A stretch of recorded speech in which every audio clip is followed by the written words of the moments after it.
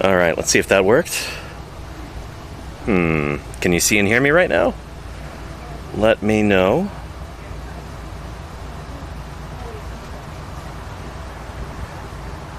All right. How's our volume right now? Is it okay? Excellent. Well, welcome everybody. I am incredibly excited about today's stream. Well, first off, welcome to Paleontologizing. My name is Danny Anduza. I'm a dinosaur paleontologist, and I'm here on Twitch trying to do some good old-fashioned science outreach. But I'm broadcasting to you today live from the Loggerhead Marinelife Center in Juno Beach, Florida. And in just a few minutes, Audrey will be coming out to meet us, and she'll be kind of taking us around, and we'll get to meet some of the people who are working with these animals, doing rehabilitation work, doing science, doing public outreach. It's the whole reason I came to Florida this week, is to see some of the sites, to work with these folks, to get involved with leatherback turtles. We won't be seeing any leatherbacks today, as I understand it. They are far too large for this facility, but we'll be seeing some other live sea turtles. We'll be seeing some greens, and maybe if we're lucky, some loggerheads too. But this is an absolutely world-class facility, and I'm so excited to show you around. So, again, we'll be getting started in just a few minutes, but I wanted to show you the exterior first, to make it clear that we are here in Juno Beach, Florida, and the beach is literally on the other side of this building. So we are right here on the coast. And check this out. I love that this is parked in front. This is a big part of their mission here at Loggerhead. This is their sea turtle rescue vehicle. There's a loggerhead turtle right there on the front. Incredibly cool. So loggerhead turtles are endangered, and this is one of the most important nesting beaches in the entire world for these critters. This facility is, and the people working in it, they are at the forefront of trying to walk these critters back from the brink of extinction. It's going to be a continual theme today, so get ready to hear me repeat it a bunch of times. Yeah. And then they have a public outreach vehicle too, so I'm sure there are a ton of school groups who come through here. There are going to be a whole bunch of visitors over this weekend, given that it's Memorial Day weekend. They're going to see some serious visitorship. Anyway, incredibly cool place. We'll go in just a minute. But I'm going to give folks a chance to kind of trickle in here. As that rule says, will we see what turtle eggs look like? We will. We'll at least see some models, if not some actual eggs. But I also want to make it clear that on Tuesday night, I went through those gates over there, and I got to be part of, well, at least working alongside a team of scientists, researchers, conservationists, monitoring the nesting turtles at night. It was a dream come true. I got to see 5 nesting leatherback turtles. Got to get pretty close to them, and just, it was a magical experience. This is really the only place in the world, this part of Florida here, kind of centered around this beach, where leatherback turtles are not in decline. Their numbers actually seem to be going up here, whereas every other nesting beach in the world, their population is shrinking. So the fact that these critters are thriving here, A, gives us hope for the survival of leatherback turtles into the future.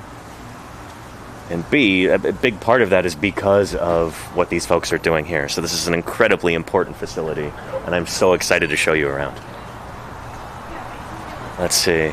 Audrey, how's it going? Good to see you. I'm live right now, just to let you know. But how are you doing? I'm good. Wonderful to meet you in person. Yeah, nice to see you. Would you like to introduce yourself to the audience? Sure. Yeah. So I'm Audrey Paget. I'm the Vice President of Marketing and Public Relations here at Loggerhead Marinelife Center. Excellent. Very cool. I was able to visit here the other day after the beach fieldwork, and what an impressive facility. After the fieldwork? After the fieldwork, yeah. Oh my gosh, that's a long night early. Oh no, sorry, it was the day after the fieldwork. Okay. Yeah. Okay. I was like, whew. But Justin did show me around the lab a little bit, which was incredibly okay. cool. But to see everything in daylight the other day was What a cool facility. I'm so excited to show this off. Nice. So, all right. Yeah. Can you tell us a little bit about when Loggerhead was founded and kind of what the mission is overall? Absolutely. So Loggerhead Marinelife Center was founded in 1983 by a woman named Eleanor Fletcher. Right. We saw her on the sign right there. She was basically a citizen scientist. She lived in Florida. She was actually a realtor and lived here on the beach and started noticing sea turtle hatchlings were going the wrong way. Right. And that is what led her to becoming someone who studied those turtles. She was actually one of the first marine turtle permit holders in the state of Florida. Very cool. Yeah. Back in the day, I think she was the 6th person, and the permit was actually in her husband's name because she, as a woman at the time, couldn't have the permit. Jeez, So that's nuts. It's just a long history of an individual who was passionate about that. She founded what later became Loggerhead Marine Life Center with this idea that access to ocean conservation and learning about our marine ecosystems should be for everyone, and there shouldn't be a price associated with it. Right. So we're still holding true to that today. We are a free access facility, which means there's no admission fee, and Very you can cool. just donate to support our work. Excellent. And there is a command in the chat to !LMC with a donation link if anyone would like to be able to contribute to this facility and this mission. Feel free. Go right ahead. Yeah, and you're I watched your not live, but I watched your stream with Justin. Oh, Seems excellent. like you have a really engaged audience. So if you have any questions, let me know. I'll Please, do my best to answer them. We've got the chat right here, and people are saying hello, Audrey. Wow. Hi, Audrey. I'm so impressed with the work you do for outreach. That's wild. What a setup you have. Thanks.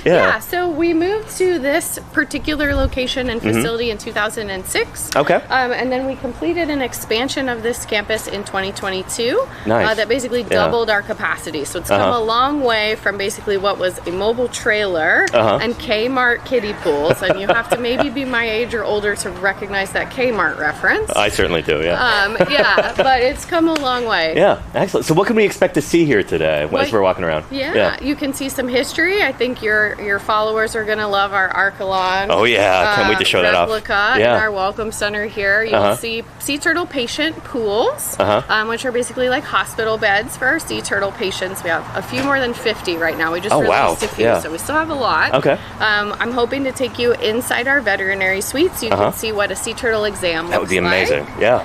And then we'll stick our heads in the lab and see if any of our nocturnal scientists are in at the minute. Yeah. And we also have some educational programs, so you might see some of those happening. Brilliant. Excellent. Yeah. Let's get to it. Let's go cool off in the air conditioning. You have a minute inside where you can see that. And what is this right here? Yeah. Hatchling holding area. This isn't quite in use yet. I guess it could be. Maybe Dr. Justin told you we had our first hatch out this week of leatherback hatchlings. I got to see them. It was cutest. Magical. Oh my goodness. And they're bigger than I thought too. Big, I 3D printed a bunch of hatchlings to make into magnets and leatherbacks. I did not print them big enough. Oh, yeah, they're really cute, and it's adorable how the proportion of their flipper is so big to their body, even when they're hatchlings. I thought that was amazing. So we are at the start of hatchling season, and as I mentioned, one of the reasons our facility was founded was actually because of those hatchlings going the wrong way. Right. And even though there are a lot of protections in place now, such as red or amber lighting during nesting season and things like that, we do still see some hatchling disorientation, post-hatchling washbacks, or even hatchlings that are picked up by birds and dropped in people's swimming pools. Oh, wow. Like, we even get that here. So what we ask is if you have found a hatchling, you can bring it and put it in this cooler. I'm not going to open the cooler because there's a lot of signage on it saying not to do that, and I am not going to be a bad example. But basically, it's like a drop-off. We do ask that people call, and then our veterinary team checks this first thing when they come in the morning. And it is just a way to keep the hatchlings in a climate-controlled cooler. There is sand in there that is wet, so keeps them at a stable temperature, because what we'll see the most is those hatchlings when they're brought in, the ones that haven't made it to the ocean and need help, are the ones that have gotten a little overheated. You know, they've taken too long to crawl that depth of the beach, and so getting them back to the right temperature, keeping them in the dark, helps them preserve that yolk sac, which maybe you saw on those leatherback hatchlings. They had already lost that, but I saw the little kind of slit in the plastron where that... So basically they're... said that's like their lunch, right? Like that's their energy resource for 3 days. So ask people to drop them off, and then we check them out in the hospital. We keep them in a cool, dark place overnight, and then hopefully release them. Very cool. Wow. Yeah. Really neat. Yeah, this is awesome. You guys thought of everything. We try. Yeah. It takes a village, so come on in. Yeah, thank you. All right. Hey there. How's it going? Good to see you. How are you? Yeah, doing well. Yeah. So we've got how many people? About 129 people watching right now. Should shoot up to about 400 over the course of our stream. Fantastic. Well, welcome to Loggerhead. Yeah, thank you. Appreciate that. Can I tell you a little bit about our center? Of course. Yeah, please do. So we are a nonprofit sea turtle hospital. We rescue and rehabilitate sea turtles. The hope is to get them better and back out into the ocean. Right. We currently have 24 turtles under our care. Okay, nice. When you go out through these doors, you'll see those large white tanks, how our patients. Right. When you're done visiting all the turtles downstairs, you can go upstairs. There are 3 large eco tanks with local marine life, sharks, rays, an adorable porcupine fish named Walter. Very nice. And lots of other local marine life, as well as a deep dive tank that has 4 additional turtles in there. There are volunteers like myself all over. You can ask them any questions. And when you're done with the upstairs, you want to go into One Ocean Hall. There are jellyfish, there are lionfish. Recently, we reopened the seahorse exhibit, which is fantastic. Cool. Yeah. And there's also a digital art display, interactive. The kids love it, but honestly, I went up there a few weeks ago. It's really a lot of fun. Nice. So we do not charge admission. We rely completely on donations. Right. So anything is greatly appreciated. Excellent. Yeah, and again, there's a donation link in the chat, so if anyone wants to contribute, please do. Yes, please donate and please vote for us as the top tourist attraction that is free. Yeah. USA Today. Very cool. Okay, yeah. We'll see if we can find a link to that and put it in the chat as well so people can do that. Yeah, thank you. And Sharon is one of more than 400 volunteers that we have who help us to keep this place running every year. Excellent. Thank you, Sharon. My pleasure. Have a great visit. Thank you. And then I'm sure you guys will. Yes. Oh my goodness. Archelon issykairos, the largest turtle that has ever lived, as far as we know so far. We could always find a bigger one like tomorrow, but there are a few contenders, like fragmentary ones, like Gigantocheles from Egypt, I think, that could be bigger, but we don't have enough material to really tell yet. But look at this. I want to give everybody in the chat just a sense of scale here. It's got to be like 15 feet from flipper tip to flipper tip, right? Pretty impressive. It is a common favorite of the kids when they come in here. And the first thing, of course, they ask is, oh my gosh, is that real? Right? This one is a cast, but it is a cast. But just to give them an idea that a prehistoric sea turtle that was that size lived is an amazing thing for them to see. Absolutely, yeah. So for anybody in the chat who's not familiar with Archelon, these guys lived in the late Cretaceous. They're from the western interior seaway of North America. I think the holotype of Archelon is from South Dakota, if I remember correctly. So these guys are swimming around at the same time that... Yeah, there we go. Nice. Excellent. Thank you. Yeah. Try to make sure we have them. Yeah. This is brilliant. Justin was telling me that Jeanette Weineken kind of demanded some changes be made to the skeletal mount because they weren't quite accurate. Oh, okay. I wasn't here for that, but I would believe it. Yeah. So shout out to Jeanette over at Gumbo Limbo. We're going to go visit her on Monday or Tuesday, and I'm very excited about that. Are you going to see then the tethered little... They don't have any at the moment. Yeah. Okay. There was one nest that they were monitoring, and I think it got washed out by a storm surge or something, so... Okay. Well, they're doing great work. Yeah, they absolutely are. I can't wait to show everybody that. Yeah, so when people come in here, what they see is, exactly what you just heard from Sharon, one of our volunteers, of why we're here, what they can see when they're here, a little bit of the history. And because we are a marine life center, we try to talk about ocean conservation with a focus on sea turtles, but not just sea turtles. Exactly, There is a nice coastal habitat here, and then behind us we have our history wall where people, if they want to learn about the history that we talked about outside, that they can do that. And they can even see a little bit of information about Eleanor Fletcher and that very first sea turtle permit. Let's take a look at that in a minute. Okay. I don't want to breeze past the Archelon too quickly because people at home are going to love seeing this. But I appreciate that, Audrey. Thank you. Yeah, just astonishing. And it's still kind of a mystery whether this family of Cretaceous marine turtles, the protostegids, how closely related are they to the Dermacaliids, the leatherback family?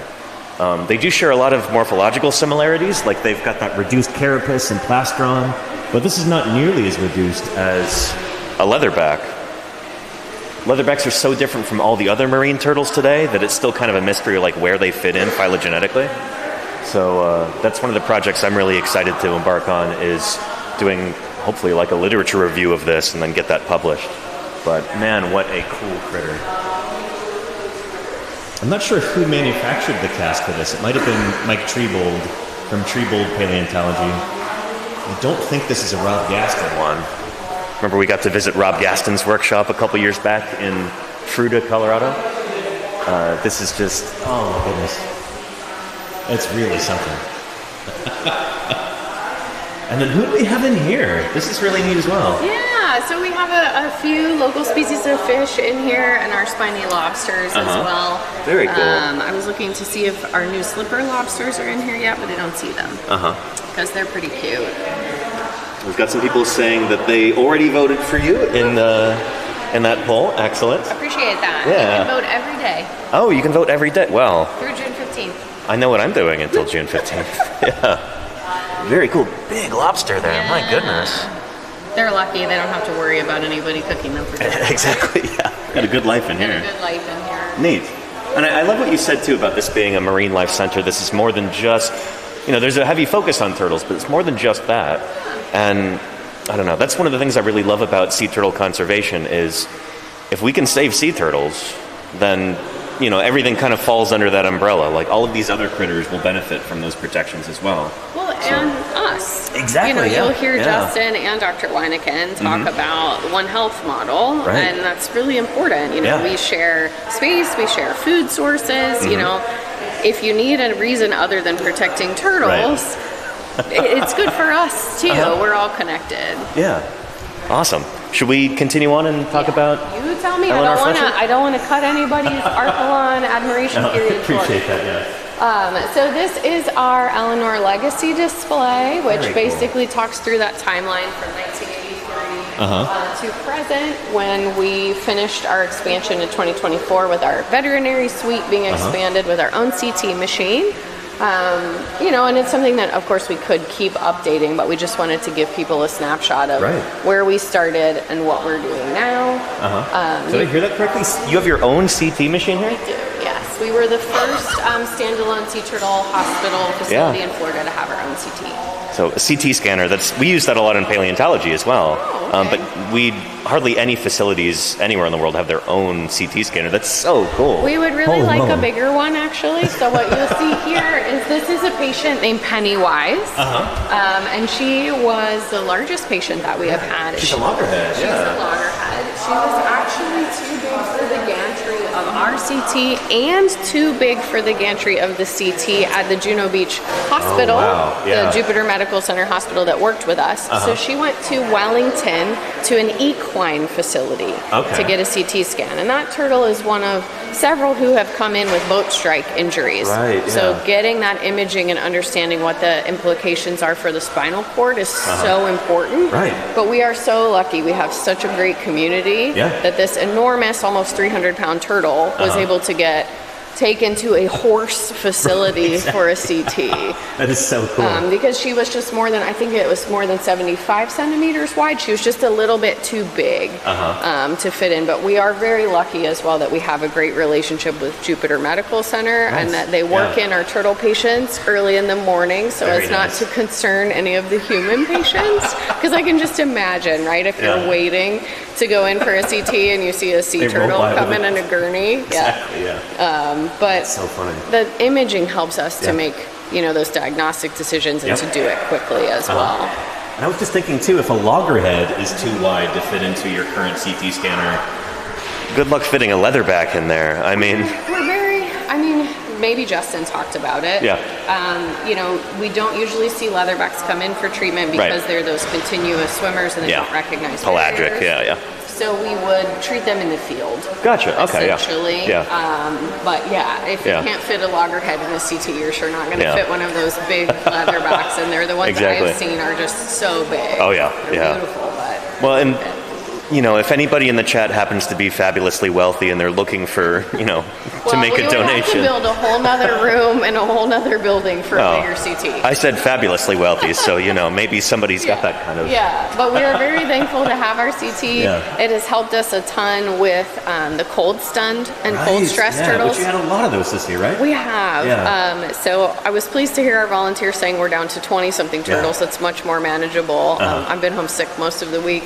So thank you. We've released a lot of them, but there was a point where we had 65 turtle patients, and almost all of them had pneumonia or frostbite or other cold-related injuries. Right. And that imaging is so crucial to see what their lungs look like, to do those treatments and do it quickly and effectively. Right. Yeah. Very cool. Yeah. Yeah. It's pretty amazing.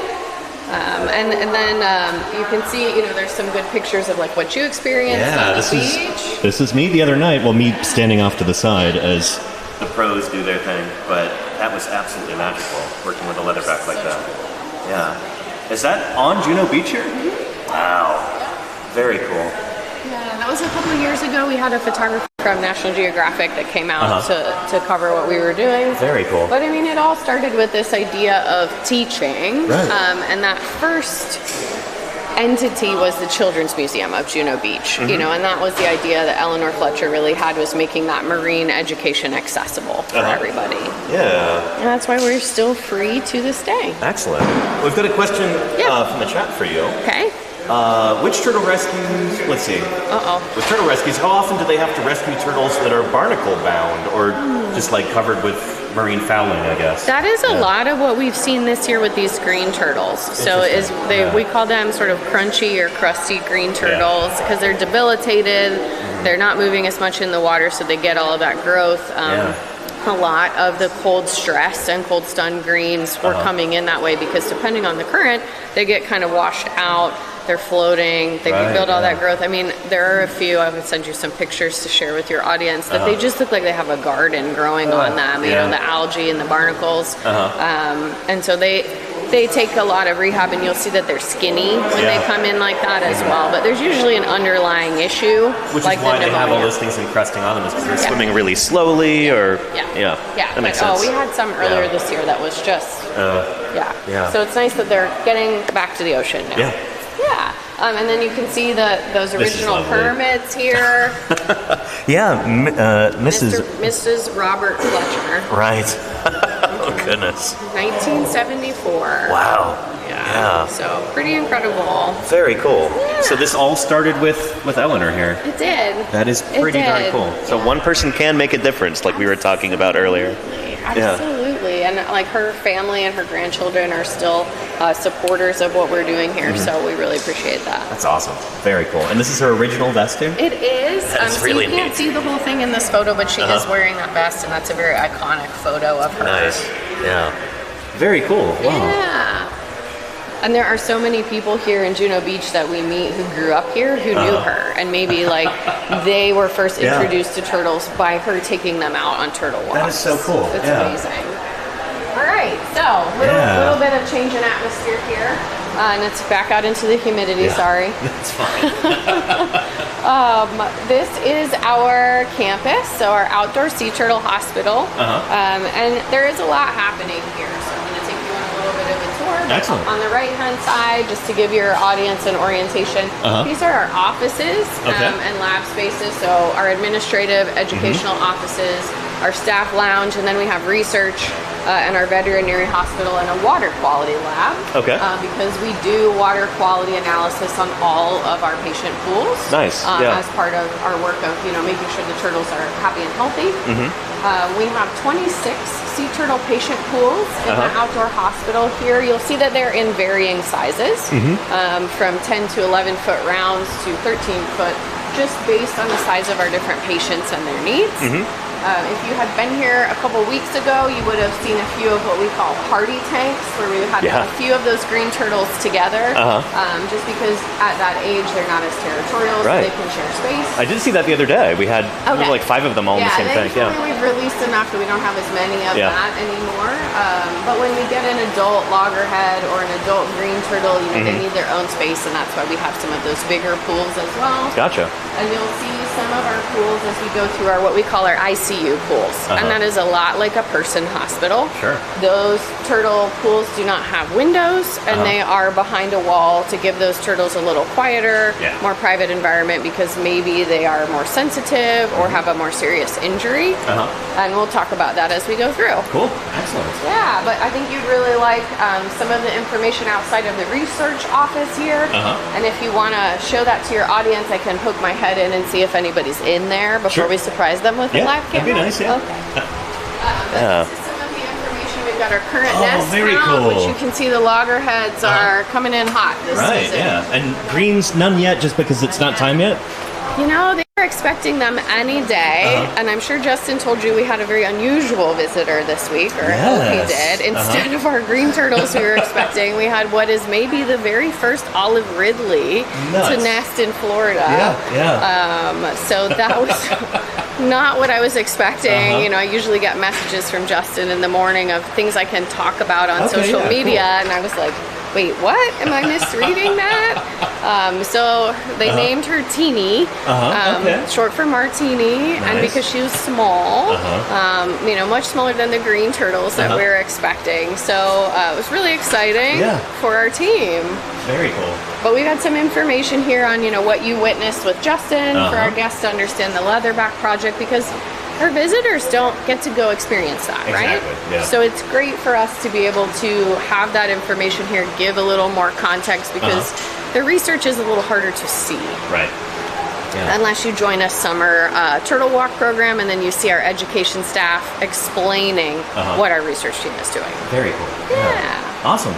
Yeah, I can let you go peek in there if you're going to do that. But yeah, so this kind of reflects what I was seeing the other night when I was doing field work with Justin and the crew, where we saw loggerhead turtles left and right. We probably saw 50 or 60 that night and into that morning, because it went well past midnight. So this makes a lot of sense. 2,702 loggerhead nests so far, 244 leatherback nests. They look like they're on track to maybe beat the record, which is really encouraging. You know, leatherback turtles, they'd seen such a steep decline, and they've been ramping up again. We're seeing more and more of them, which is really, really exciting.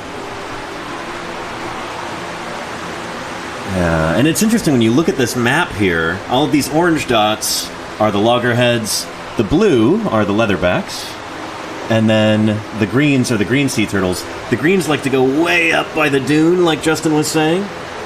Loggerheads tend to nest a little bit closer to the high tide mark, and leatherbacks are kind of all over the place. They kind of do whatever they want.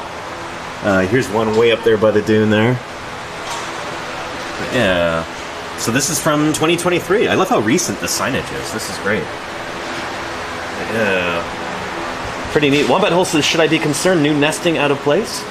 I mean, that is, if you think about it, that's how these turtles do establish new nesting grounds. It's like you'll have a few vagrants that'll show up in a weird place, and then if that succeeds, then you'll get more and more of them. Who knows? Maybe the olive ridley sea turtles will be expanding their range, or maybe this is just a fluke, just a one-off.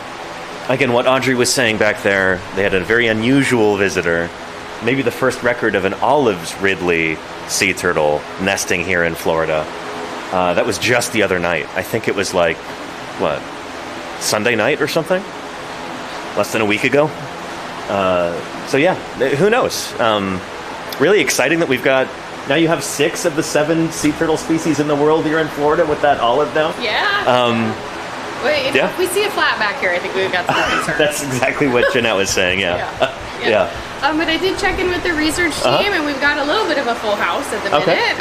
Dr. Katie, Dr. Justin, and Shelby are all in there. Nice, okay. So we can talk to them about morning team, which is the nesting surveys, evening research, which you went out with Justin, and then they're actually doing some lab work right now, because Dr. Katie Fowler has a new endocrinology lab. Oh, very cool. That we're doing some work on. Nice. I will not speak for them, because they are the experts. Okay, let's go do it. And they also have some cool things that we saw.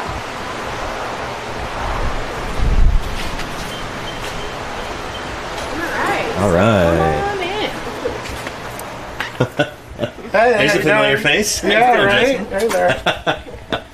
Oh, wow. This is so cool. So behind the scenes, this is pretty. It's okay, I don't bite.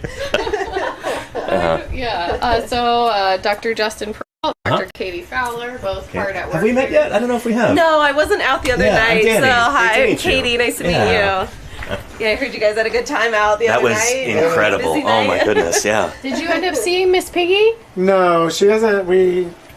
No, we didn't see her, so she either nested somewhere else or we missed her. Okay, okay. Yeah. Nice. I did hear you naming some favorites, Justin. Yeah. Well, my brain glitched. we won't tell the turtles. Yeah. But man, that was incredible. Can I name a couple of the turtles that we saw? Is it okay to say that on camera? Totally. Yeah. So it was Gibson was the first leatherback that we saw that evening, and she probably weighed like 800 pounds, something like that. I'm trying to remember what you said. 800. I did the math in the field. Yeah, she was about 800. Yeah. Just astonishing. And then Darlene was the last one that we saw. She was big. Yeah, and I can't remember the middle Donna. three. Donna? Okay. I didn't catch that. Donna was the one North Juno where you talked to that couple. Right, okay, And yeah. Who else did we have? This is good because I can review the VOD later and I have I'm record of who we blanking on saw. the Yeah. other one. I'll think of it in a minute. Yeah. Nice. Yeah. But was it 4 or was it 5? 4. It was 4, okay. And That was hundreds just- of logger.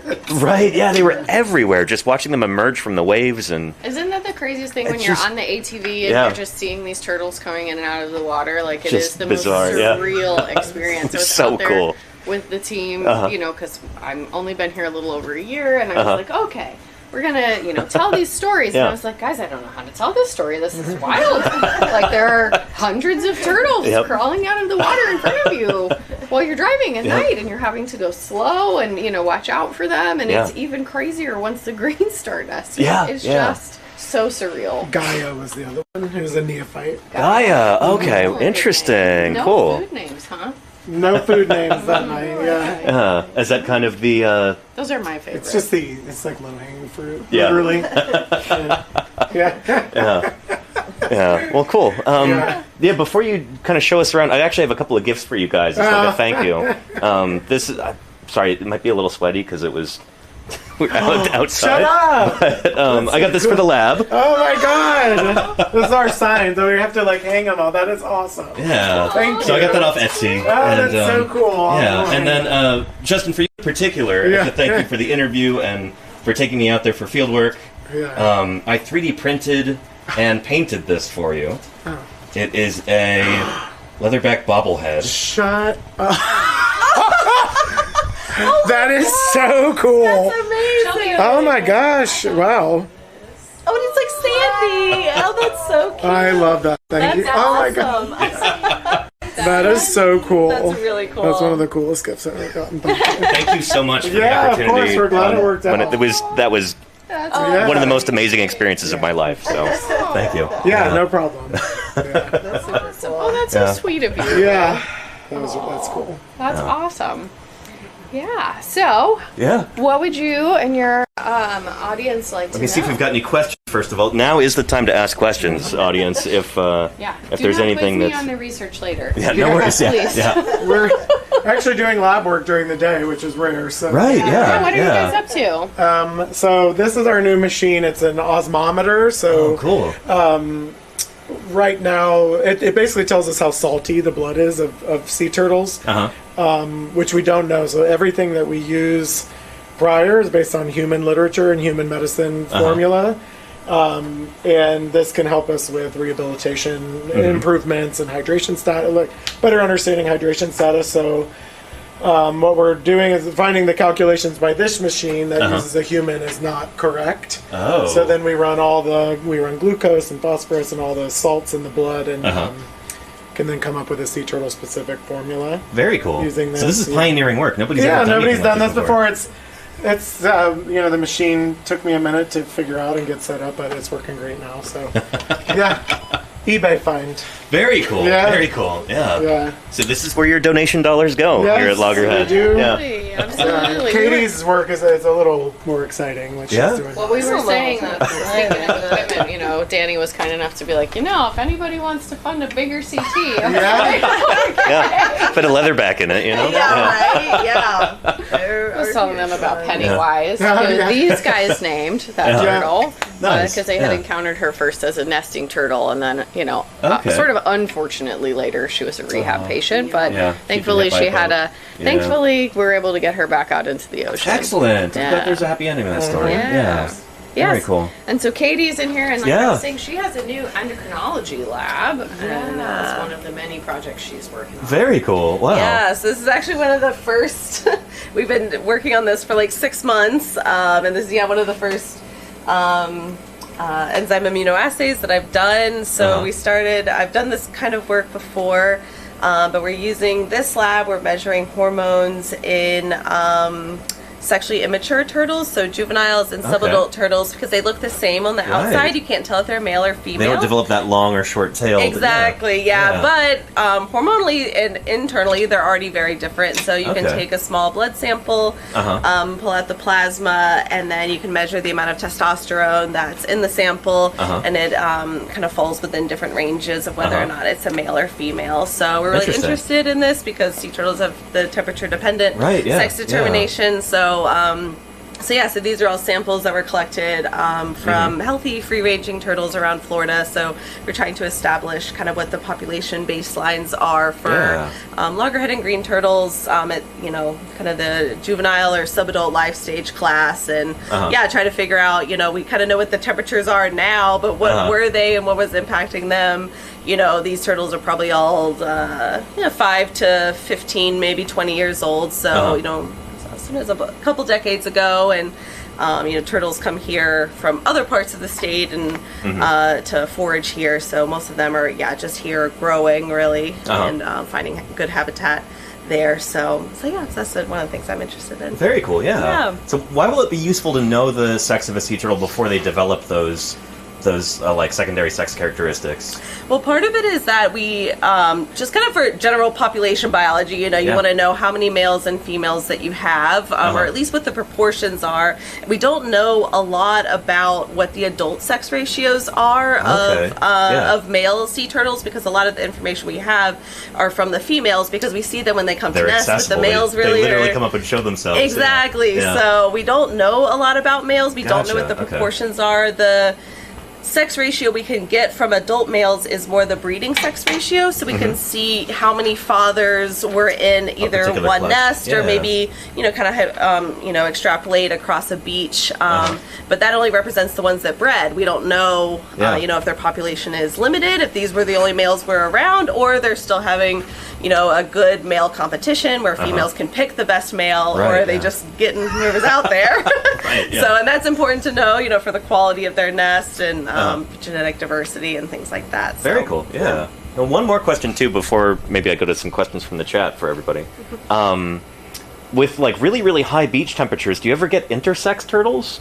So intersex turtles have been reported before. So for sea turtles, the higher range are females. And I think it really probably wouldn't be temperature that would the intersex, really at the temperatures. So it's, you know, the hot chicks, cool dudes. Right, so that middle temperature mostly is producing just different proportions of males and females, not really as much intersex. But intersex turtles have been reported before. So just like everything in biology, it's a spectrum. Exactly, you know, a lot of things we're talking about, it's the majority of what we see, you know, and speaking of things, you know, sometimes people will ask me a question, I'll say, not that we've observed. Right, you know, we've observed a lot on our beach, but we just had, I think after the olive ridley that nested, no one had ever at least documented that before, you know, so, you know, Sunday night, or, you know, we would have told you olive ridleys don't nest here, and then Monday morning we have a different story, so. Really cool that we could be here for that, by the way. Like, excellent timing. Crazy. It's so cool. We're so excited. Very cool. Did you manage to put a tracker on, what was her name again? Teeny. No, we're not allowed. A permit because they're not supposed to be here. Technically, they don't live here, right? Right, yeah. On paper. That is so funny. My goodness. The state agency knows now. And if you see her again, do you have... Not yet. We're still working on it. Yeah, okay. We'll see. This is weird, these edge cases like this. It's just, it's so fascinating. But that's nature, you know? Right? Yeah. Yeah. You know, and people can try to catch up, but, yeah. you know, kind of live by their rules, I guess. Yeah. Really cool. Well, thank you so much. Yeah. We had a question too. Let's see. Do you ever have any military assistance for the nesting sea turtle work? We do not.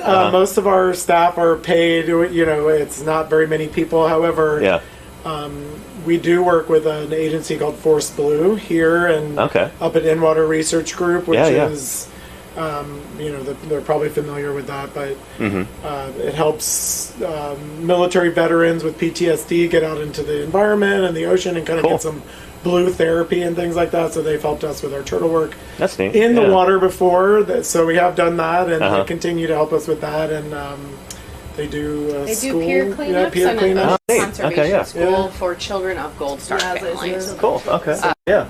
So we do have that as well. Neat. Yeah. And then let's see. Are green sea turtles the most common for Florida? And is that because of all of the seagrass, the sargassum that we've been talking about?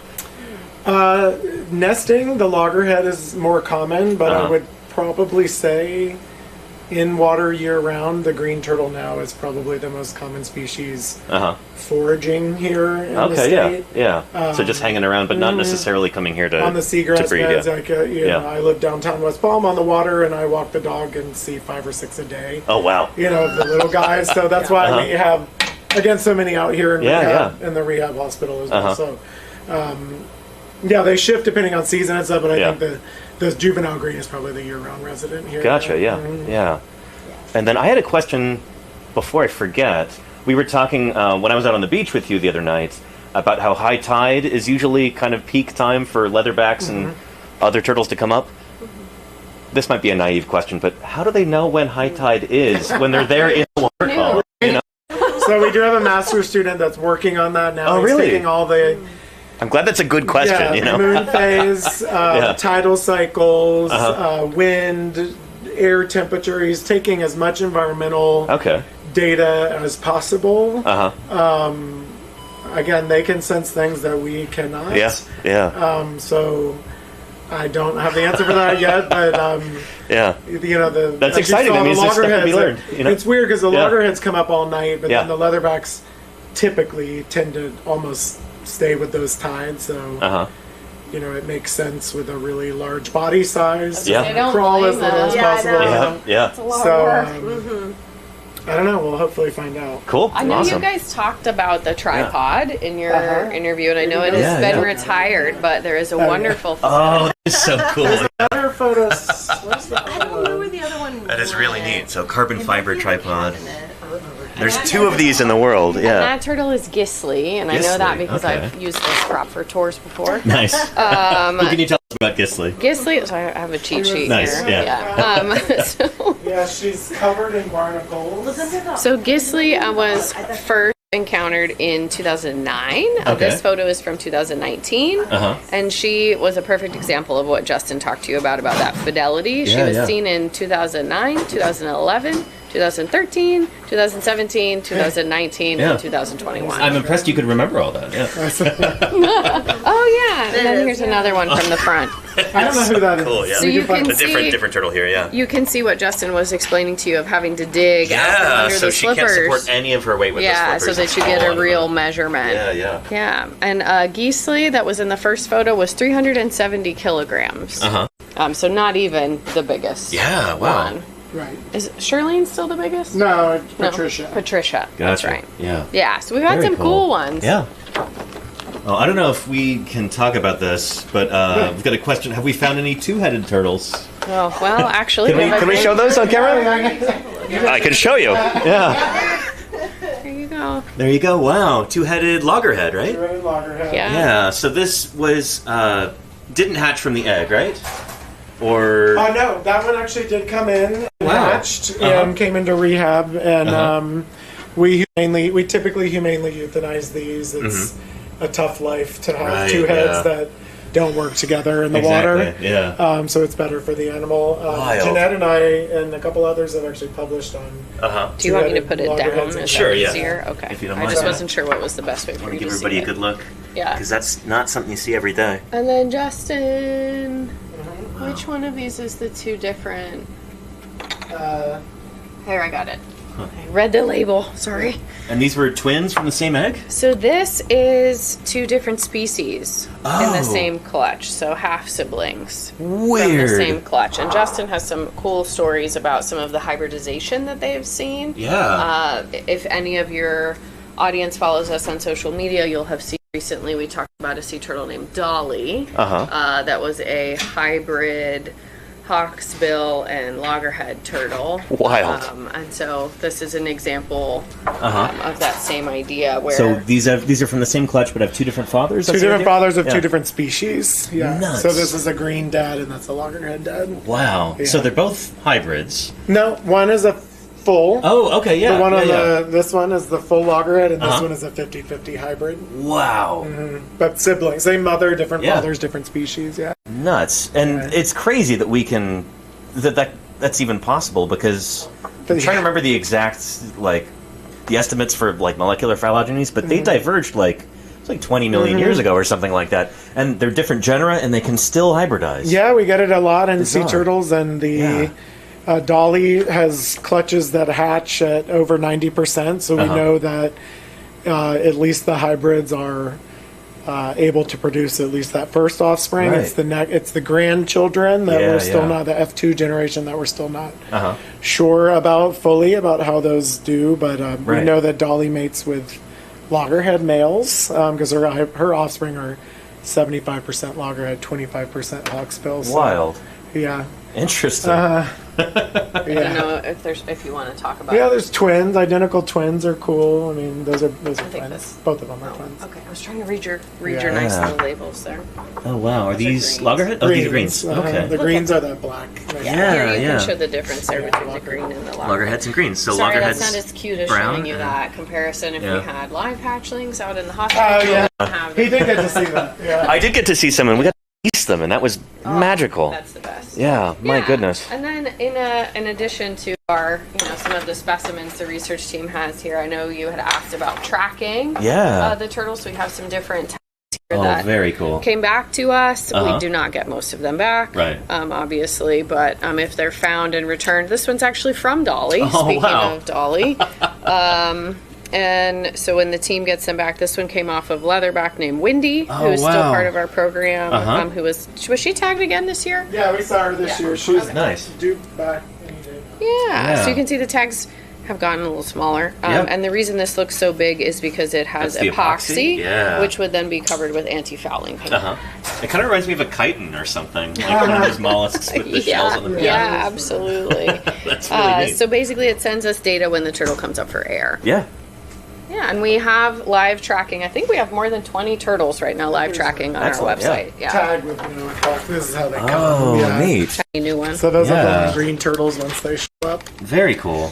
Any day now. Yeah, any day now. So show me it's the 24th. It feels pretty heavy. Yeah, they're heavy. Yeah, you can see in this one. Yeah. Yeah, the battery units. Very cool.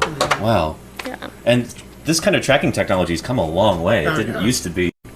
Yeah, there's new satellites now. They've got the Kineas system now that gives us a lot more data. We use Argos, Fast Look, all different kinds of systems. Yeah. Very cool. And then on the website, people can actually track turtles live, right? Moderator, if you wouldn't mind pulling up a link to that, maybe, if it's not too much trouble. I'm sure people would really like that. But it's mapodic.marinelife.com, I believe. Okay. Awesome. And then we have the team can pull it up. Oh, that's so cool. And then the other part of our work is our morning program, which is in addition to the lab work and the nighttime nesting surveys and understanding and intercepting those individuals. The morning team goes out with these stuff. Recently organized. Yeah. As well. Excellent. Yeah. He's in the field too, but only a lot of funding in a paleontological program. So this is like a super, super high resolution GPS unit, essentially, right? That is how we build those maps. 3 sub-meter. Yeah. So that's how you build the maps? The maps that you saw out front that show the activity. So what we do is our team, which Shelby oversees, the morning patrol team, they go out in their ATVs with these. They are monitoring all activity, not just nests. So they're actually tracking false crawls as well, so that we can try to understand some of those ratios. What does that mean about behavior? And then with certain nests, they may be putting data loggers in the nests, and others they're doing nest inventory 3 days after the nest has hatched to understand that hatching success, predation, things like that. So Shelby and the team are constantly out there in the hot Florida sun in the morning. And in the summer when we're having hundreds and thousands of nests, it is a very busy time for those guys. So it's basically pretty much there already. We had 218 loggerhead nests just today. Oh, wow. And it's not even peak season for us yet. It's going to be a busy season. It's a lot like what you saw at night in terms of the ATVs and kind of dividing and conquering and measuring. And we're very thankful we have some research fellows that are here to help us with that in the summer. So I don't know, Shelby, if you want to say anything else that about was perfect. that. Okay. Yeah. Excellent. Yeah, it's really neat. And Justin's pulled up the... Look at that. Oh, that's So cool. these are all. So it's a really cool site. So any turtle that's actively tracking will be kind of having this ring around it. That's Amelie. That's our one of our adult Kemps that we released. And let's see if somebody else works. So these are, you can kind of toggle on the species. Yeah. So these are all. Where's Wendy? Wendy was down here somewhere today. So these are the last pings, essentially? These are the last pings. There is a little bit of a delay on the site. It's for some reason not clicking. I think it just takes a minute. But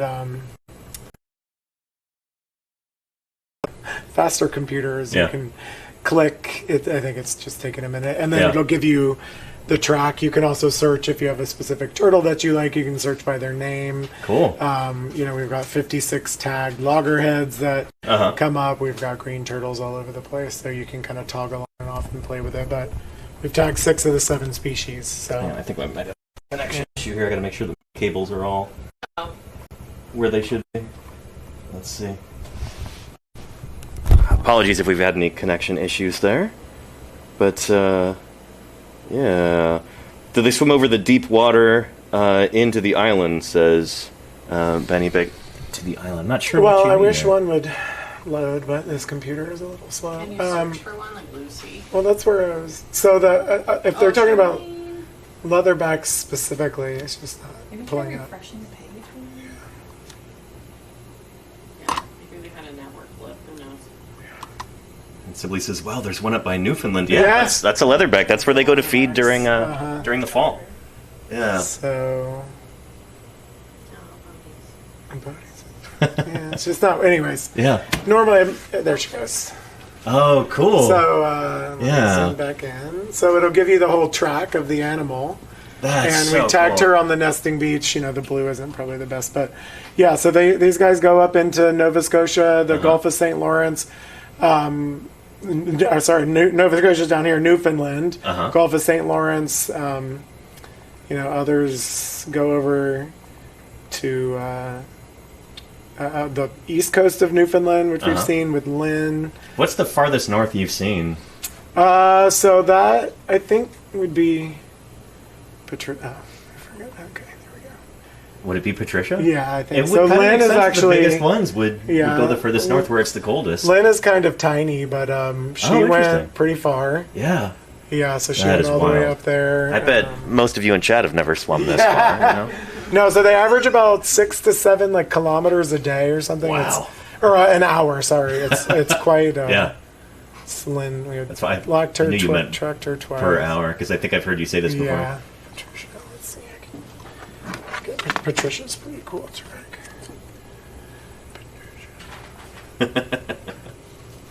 So yeah, Patricia went kind of all over the place. So she was.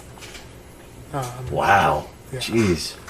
Up in Gulf of St. Lawrence, south of Quebec, which is about as far north as we've ever seen. And she came back. This was her track came up. She looped back down and then went back. But So cool. swam. And what's cool about the site is you can see how big they are when we tagged them. Their mass. So she's 600 kilos, so 1,300 pounds, and swam 20,000 miles. So it's a really cool site. Average Very speed cool. 2 miles an hour. Yeah. Neat. Again, if anybody wants to look this up, marinelife.mapodic.com. Yeah. Neat. Yeah. So, Pretty cool. it's Very, very cool. cool. Yeah. What's the? Can you filter by like deepest dive? That's Charlene, but I don't Yeah. know if you can filter by that or not. But she swam out. So we talked about, when we were on the other day, is you can see a lot of them are very coastal. Yeah. So if I turn everybody else off, you can see a lot of them are, leatherbacks are quite coastal. But you do get a few that come out here in the mid-Atlantic, and this is where we see those deep dives. Right. So Charlene... I mean, they can't do deep dives. No, right. 4,000 feet along deep this there, part, she made Yeah. a dive of about 3,700 feet or something in this area. Yeah. What surprises me is that they don't seem to do that frequently. No, This it's is an not as animal where common. They their whole morphology is seems specially adapted for such extreme dives, and yet it's only like once in a blue moon that they actually do that. Yeah, not super common to go Yeah. that deep. It's a lot of energy to use. They're getting into very cold water and they go that way. So, whatever they're going down there for food or predator evasion or taking a nap on the way down, it's not that common, but Interesting. they are the deepest divers. Yeah, Yeah. Just incredible. Very cool. they're pretty cool. Wow. Awesome. This is so cool. Isn't it fun? Yeah. How are we doing on time, by the way? I know I'm you're fine. busy. I just text the hospital staff Yeah. because I also don't want to surprise them with Yeah. a live camera. Yeah, Cool. Yeah. no, this is fine. Yeah. And the research team will attest that I do have field trips to come visit them to hear what's happening. Yeah. Because it's just, their work is not, always visible, and I Yeah. want to make sure that we know what's happening. I don't always get texts from Justin at 8 in the morning saying that there's a, never before species nested in Florida. Yeah. Hey, we've got a big one. Okay, breaking turtle news. Oh, okay. Everyone in the world's going on about this. It's- Yeah. I mean, people from all over. Yeah. Wild. It's nice to have that kind of good news to share, too. Yeah. Have you had local or regional or national news coverage of that yet? Yeah, so far we've Nice. had local coverage. We've also gotten some coverage up in Jacksonville, and it's one of those things where people are picking up the story from our social media, Yeah, which yeah. is which is helpful. Our main focus before that happened was educating people about sea turtle safe boating because we're Right, going into a very busy holiday weekend. Memorial Day weekend. Ooh, Yeah. And it's not typically a great weekend for sea turtles. Yeah. So that had been our focus, and then this sort of jumped in. But, we were doing a live interview this morning with one of the local news stations, and they also were talking about teeny. So I think it's Okay. nice to Yeah. have a good, good and Yeah, educational message out there of, hey, there's these amazing endangered sea turtles in our waters. Please just slow down Right. and look for them. Yeah. Yeah. Very cool. So we're very lucky that in general people enjoy good news sea turtle Yes. stories. So very, very fortunate, and we Yeah. have a lot of amazing work happening too. So thankful for that. Very cool. Yeah. Before we continue on, I feel like I should ask everybody what their favorite marine turtle species is. Uh-oh. Well, you know mine. I know Shelby. Shelby's going to give the wrong answer. Is it a green? Coloniamitis? Not a green. No. No, my favorites are the loggerheads. Oh, okay. I Yeah. just love loggerheads, and their nests are so neat and tidy and perfect. So yeah, they're my favorite. Good reason. Yeah. And I like the leatherback. You like leatherback? Yeah. Me too. Yeah. Very cool. Yeah. That's so funny. This is just the wrong answer. Unpopular answer. I like that. Oh, Sarah's favorite is the loggerhead, and Yeah. Jen's is the green, I I believe. believe so. Yeah. Green or leatherback. I Read Yeah. in the hospital. She likes the loggerhead. Yeah. So The juvenile loggerheads The- are right. The Well, juvenile they're very loggerheads cute. are Yeah. beautiful. They're beautiful. Like they look like a sunrise. They've got that light coloring and the orange scoots. They're so pretty. Yeah.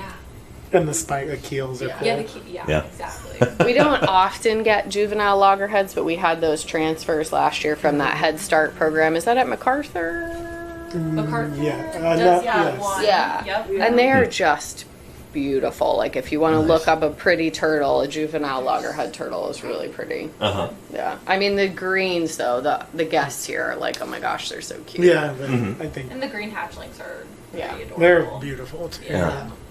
But we know, Justin likes the leatherbacks the best. I like that you said it's because they're the neatest, because those leatherbacks are not. Well, It's such a mess. Oh my goodness. Organizing it, it makes sense. Yeah. Oh, nice. Well, I'm going to just pop it next door real quick, because I do not want to surprise people with a live camera, especially in a working hospital. Exactly. So I will be right back. It's so cool that we have this opportunity. I got a couple other questions in the chat, too. What kind of diving requirements are there for people who want to do open water rescues of turtles? I don't know if that's really a thing. Yeah. That's a tricky one. Many times the rescues are like the turtles will strand on the beach and someone will call them in. Yeah, most of the time, if a turtle needs to be rescued in the water, she's floating. Gotcha. So not really much diving associated with that. Yeah, and then the other strandings are on the beach. Or, so there's not a whole lot of diving rescue that occurs usually. For that. Well, if someone has diving certification, what's a way that they could help sea turtles, I guess? I mean, some of the stuff that we have in our conservation department, Val is doing a project on using our satellite tag data, but trying to see where they're hanging out when they're here, when they're not nesting. So where nesting turtles are going, and what habitat they're using. Gotcha. And why. So someone could go down there and document. That's part of her her thesis will be. Very cool. There's going to be like a photo contest associated to see if you can see any turtle with a satellite tag. If you've got a good enough camera, you can also kind of almost sometimes see the flipper tag numbers. We don't encourage people to get close to them, but we can usually figure out who the animal is based on where she is and things like that. So that's something you can use, just document and send it to somebody local. Chances are we'll be able to figure out who it is. Yeah. Very cool. Yeah. And then speaking of the tags like that, about how long do they usually stay on? So our record for one tag is 700 days, give or take. That's on a leatherback. Yeah. Nice. So the leatherback. It's a little easier because it's a direct attachment; it's not glued. And gotcha. So you can just put it through those dermal ossicles on the back, on the But then the loggerhead, I think our record is like 500 days. I know there are some tags that have lasted like 4 years, but it all depends on the animal, her behavior, the battery life. If she's surfacing a bunch, the battery's dying faster. If she's going under reef ledges and damaging that tag, like some of that one over there. This is from. Took off all the bump stocks, the bumpers, the antenna, so this is what it's supposed to look like, and she really just ground it down to nothing. They really like to snooze under the trees. So it's, I'm impressed that this all held together. It didn't flood with water or anything. We got this back on. She came back and nested like 2 years later, and we took it off, and we were not able to get the data off of it. We did have to send it back to Wildlife Computers, and they were able to find it. Oh, nice. To get the data off for us, So cool. Sea turtles are hard on things. The data transmits to the satellites. So, because it's a very quick surface, so all the, not all the data. Gotcha. And so when you get the tags back, you get all that data, all those data that you didn't get the first time. Very cool. We've got a question about what injuries can you successfully treat at the hospital. I think we'll find out shortly. Pretty much everything. The boat strikes are the hardest, but they'll be able to tell you a lot more. But they've seen it all. Okay. Man, crazy ones. Well, out of your hair. Thank you so much for this time. This has been. For our stuff. I'm glad you like that. I didn't sculpt that bobblehead by There's a file available online. Pretty nice. I modified it to turn it into a bobblehead and then 3D printed it. So, awesome. What a privilege to be able to check this out. This is ontogeny. Yeah, we have a cat, and then we have a laboratory cat. Made of Legos? Or similar? Oh, that's really neat. Awesome. In the bedazzled Roomba. Yeah, we do. Making the bedazzling in here. So.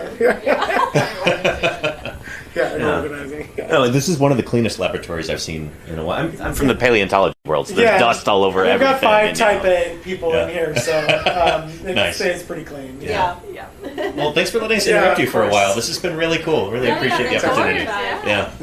Awesome. Right, Shall we continue on? Bye-bye. Thanks again. Yeah. And then for people who don't get, the behind-the-scenes tour of that, we have these educational displays around campus so that our volunteers, we're getting towards the end of the day, and afternoons are harder for us to fill volunteer shifts this time of year, but there's usually a volunteer stationed here or doing tours, and they talk about the different species. They have some of the artifacts here. The crazy real photo of looking at the papillae, the mouth. So they're designed to be multi-sensory, tactile for kids, showing them the different skulls. I think one of the favorite things I've seen the staff do is, and your audience probably knows this, but saying, based on the skulls here, which sea turtle would you think is the biggest, right? And you look at this tiny little head of the green sea turtle and you wouldn't guess that behind the leatherback it's the second largest. Right? You see this big old head on the loggerhead turtle. So it's a great opportunity to talk about what they eat, how they've adapted those big jaws. But that way everybody who's here gets to experience some of that scientific information, even if they don't have that special access. This is so cool. And I love just seeing these full-size models as well. This is really it really brings it to you how big they are. And we're actually in the process, all of this within the next year is going to be renovated, and you'll be pleased to see that when it comes through. I don't want to give away any secrets, but showing a little more of what we do for research in this area will be really, really nice. That's really cool. How often do you get people asking, they're not really that big, right? All the time. All the time. And then you'll also see we have a photo op called our Measure Up Wall. It's really cool. And the hatchlings too. And the hatchlings, and people are astonished that's not even the biggest. That's the average size of the leatherback turtle. And I mean, it's hard to picture, right? I don't think you had seen a leatherback in person before. Well, not a live one. No, I've seen them in museums and stuff, but when I came to work here, I grew up in Florida. I'm one of those rare people who's from Florida. I had seen nesting green and loggerhead turtles. I'm from northern Florida. I had a hard time conceptualizing this real animal, right? I mean, this replica is in front of me, but still seeing an animal that size, pulling itself out of the water. Just astonishing. To come up and nest, and how precise they are with the use of those rear uncanny, flippers. To make this perfectly round egg chamber was just the most impressive thing. Right. We should take a look at that model there of the egg chamber in a minute, but first, I just want to give everybody a sense of the scale here. Like they are this big, they get bigger too. Like they could be 9 feet from flipper tip to flipper tip. That's like nearly 3 meters. I gotta use that trick too because we've got a lot of overseas viewers as well, and I'm a scientist. It's a whale, basically. Yeah, it really is. Like it's nuts. Just a superlative animal in every way. Just astonishing. Yeah, and I got to see some real ones the other night. That was magical. Really cool. But like you were saying, this is a really nice replica of what that egg chamber looks like that was donated to us. These are loggerhead hatchlings, I believe, or maybe, they look like with the number of scoots, it's hard to tell, but I think so. So it just gives people the idea of, the turtle digging, how precise they are, and then how the sand ladder comes about that those hatchlings use to then climb out of the nest. Very cool. Yeah. Now, when I was out there doing fieldwork the other night, I was astonished at just how precise the edges are on the. Oh, it's amazing. Like, I couldn't do that even with a tool or something. I felt the same way when I saw it. I just had never envisioned it being such a perfect circle that they're scooping with those back flippers and the dexterity that they have. It's amazing. I think that's where when you see the skeleton and you see the finger-like structures, you realize, wow, this animal has a lot of dexterity there. Yeah. And I apologize if I'm not using all the right terminology. No, it's not a problem. Everybody knows what you mean. Okay. Again, it's these rear flippers that they're doing that. And like this feels maybe even too thick. I was kind of astonished at how thin their rear flippers are. It's just... Yeah, very thin. And when you see those bones and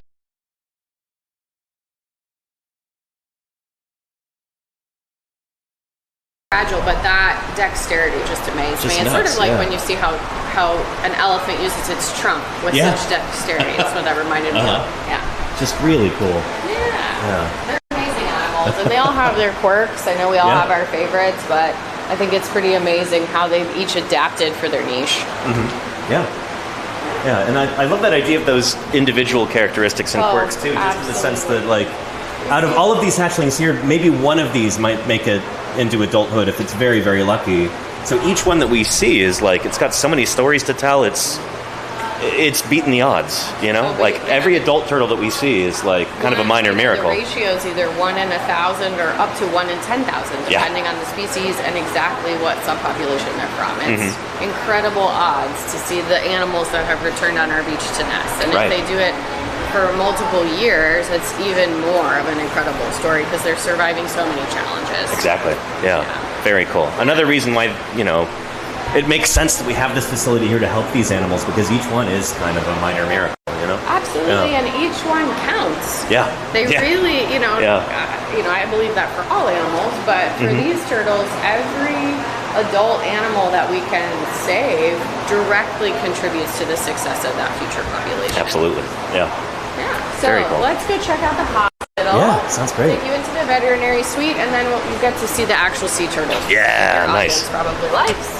So, Jamie is doing a tour right now for our summer camp staff. Oh, cool. We're not going to bother her too much while she's doing her tour. Are you finished? Okay.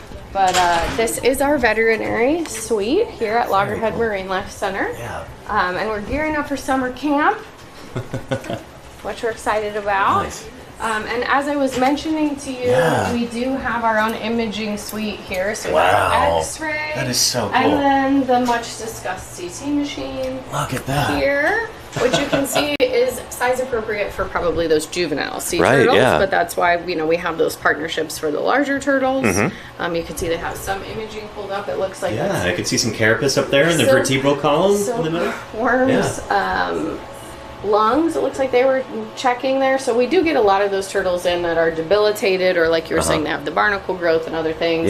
So being able to look at the lungs and see what's going on really helps get an idea of whether we need particular treatments, and the veterinary staff can explain that a little bit more. But, you know, we start every intake with x-rays, blood work, weight, measurements. So any turtle who comes in gets what we call a stranding report. Gotcha. And so that goes to the Florida Fish and Wildlife Conservation Commission, and as part of documenting, you know, why are we getting these turtles? Right. It's a way that, you know, you can look at what the causes are. So, you know, they look at the x-rays, they're wanting to see, do they see anything unusual with the lungs? Do they see, you know, you don't normally see the GI tract on an x-ray unless there's something wrong, like tract bare or, you know, ingested hooks or things like that. So they're looking at all of that. Very cool. What they'll normally do is when there's turtles coming in, they're, you know, depending on the size of the turtle, they bring them in a little bin. They put them here, they weigh them, and then they do a full workup and exam in here. And our team, we're really, really fortunate. We have amazing full-time veterinary team here, in addition to our volunteers who you've met, you know, who help feed and clean and move turtles around and supplement that. But our chief science officer and head veterinarian, Dr. Barron, is our full-time veterinarian, and then Dr. Emily is over here working diligently on the microscope, is one of our veterinary interns here, so she's getting her board certification in wildlife veterinary medicine. Very cool. We're very lucky to have her, and we're very sad she's leaving us in June. I mean, happy for her, sad for us. Yeah. Well, you're getting 2 new ones. I know. And I've been reliably informed that they're wonderful. Yes, I'm sure they are. But Dr. Emily has done her very fair share of a lot of sea turtle surgeries in the few months she's been here. And then we have 3 certified veterinary technicians and a 4th who is in the process of getting that certification. So we're really lucky. Our sea turtle patients are in amazing hands. And that is why we handle so many sea turtle stranding cases here. There is an annual conference where Florida Fish and Wildlife Commission talks about, you know, what were the cases the last year, what are the statistics, and we found out that last year we handled 24% of the state's sea turtle stranding cases. Wow. And we are only one facility. Wow. So we're really lucky we have this great staff and facility because we see a lot of sea turtles. Do you work with, what was the organization? Turtles Fly too? We do. Very cool, Yeah, so that actually was crazy day to witness. It was December 8th, I believe, that we got our Kemp's Ridleys flown down. It wasn't Turtles Fly 2 this year. It was another similar charity called Light Hawk that does the same, where these pilots volunteer their time to fly sea turtles down from the New England Aquarium all over the country when they're cold stunned. Right. And what we see happen is these juvenile sea turtles that don't have enough worldly experience to know quite how to get out of the Bay of Cape Cod. Sure. Because of that hooked bay there. They kind of swim in circles. They get cold stunned, which is bad when you're a reptile. Oh, yeah. They end up floating and debilitated, suffering from frostbite, pneumonia, and bone infections. The New England Aquarium treated 471 of those animals last year in November and December, and they are not designed to have that many animals for that long. Gotcha. So what happens is they are triaged and flown all over. So we got 24 of them. Nice. On December 8th, and they come in banana boxes.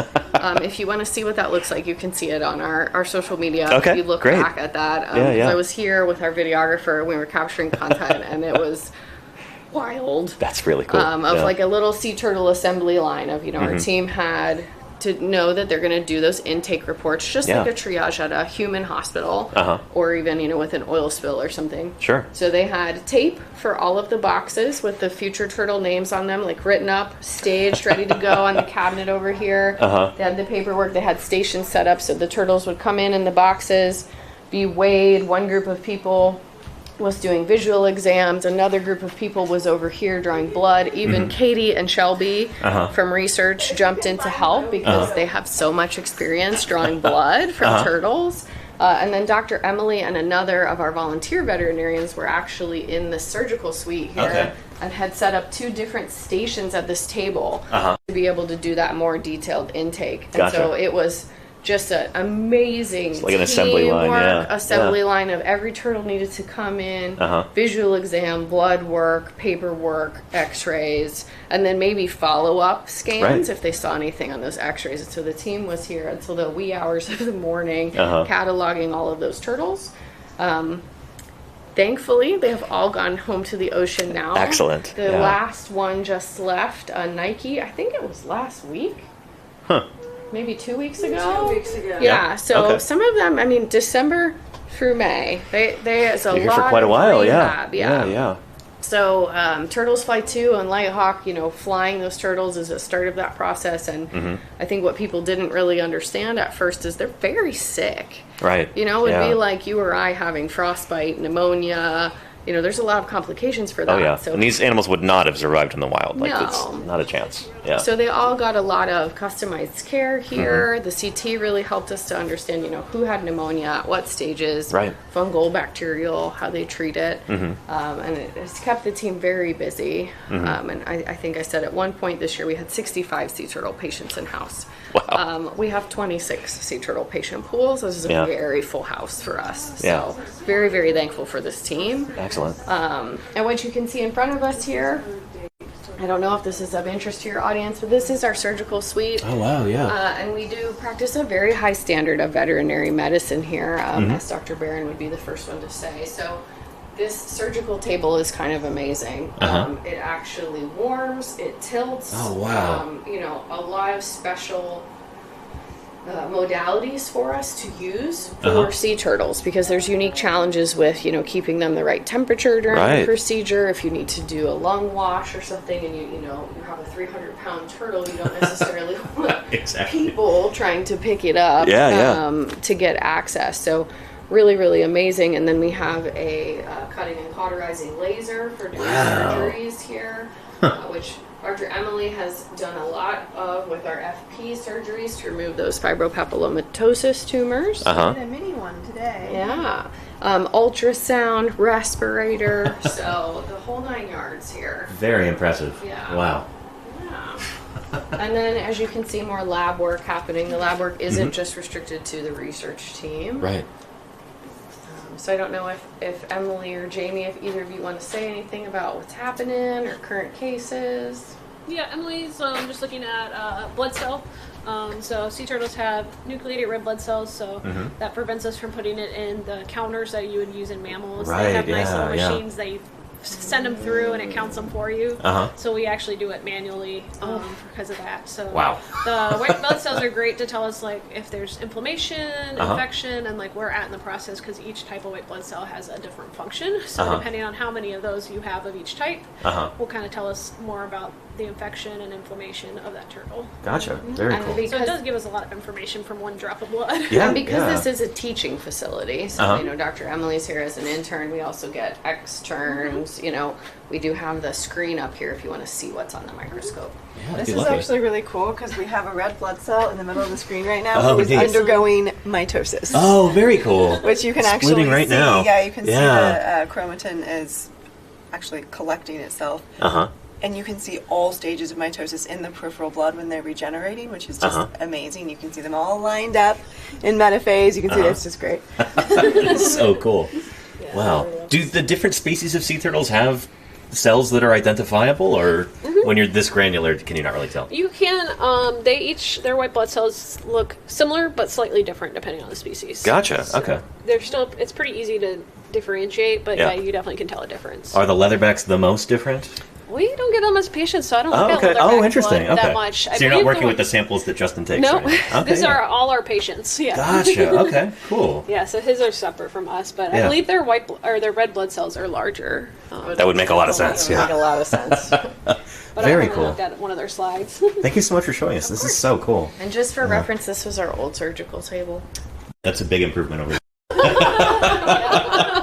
Wow. So we're really thankful. The new table was partially funded by actually what's very similar to the gift you gave the research hospital. Oh, yeah. The sea turtle license plate grant. Very cool. Yeah. Excellent. Actually helped to fund that new table. Yeah. Which helps That's us awesome. do what we do. Very cool. Yeah. And then, during the nesting season, when we start getting hatchlings, we utilize our ICU over here, which is a temperature controlled room where it is a balmy 86 degrees in there. Nice. Okay. And we can control that. Hatchlings in the bins for release. So let's say the morning team brings in some that are recovered from the nest excavation, or some are left in the hatchling drop off that you saw. They come in here. They're checked out, basically water tested, which is like the cutest thing I've ever seen. It's just like, a little bowl, and you see if they're responsive and swimming, and then if they are, they go in this nice bin with wet sand. You can close the lid so that they have darkness, because we don't trigger them using up that nutrient sac that they have. They go in there, and then they're released in the evening, like what you and Dr. Justin did. Yeah, very, very cool. And the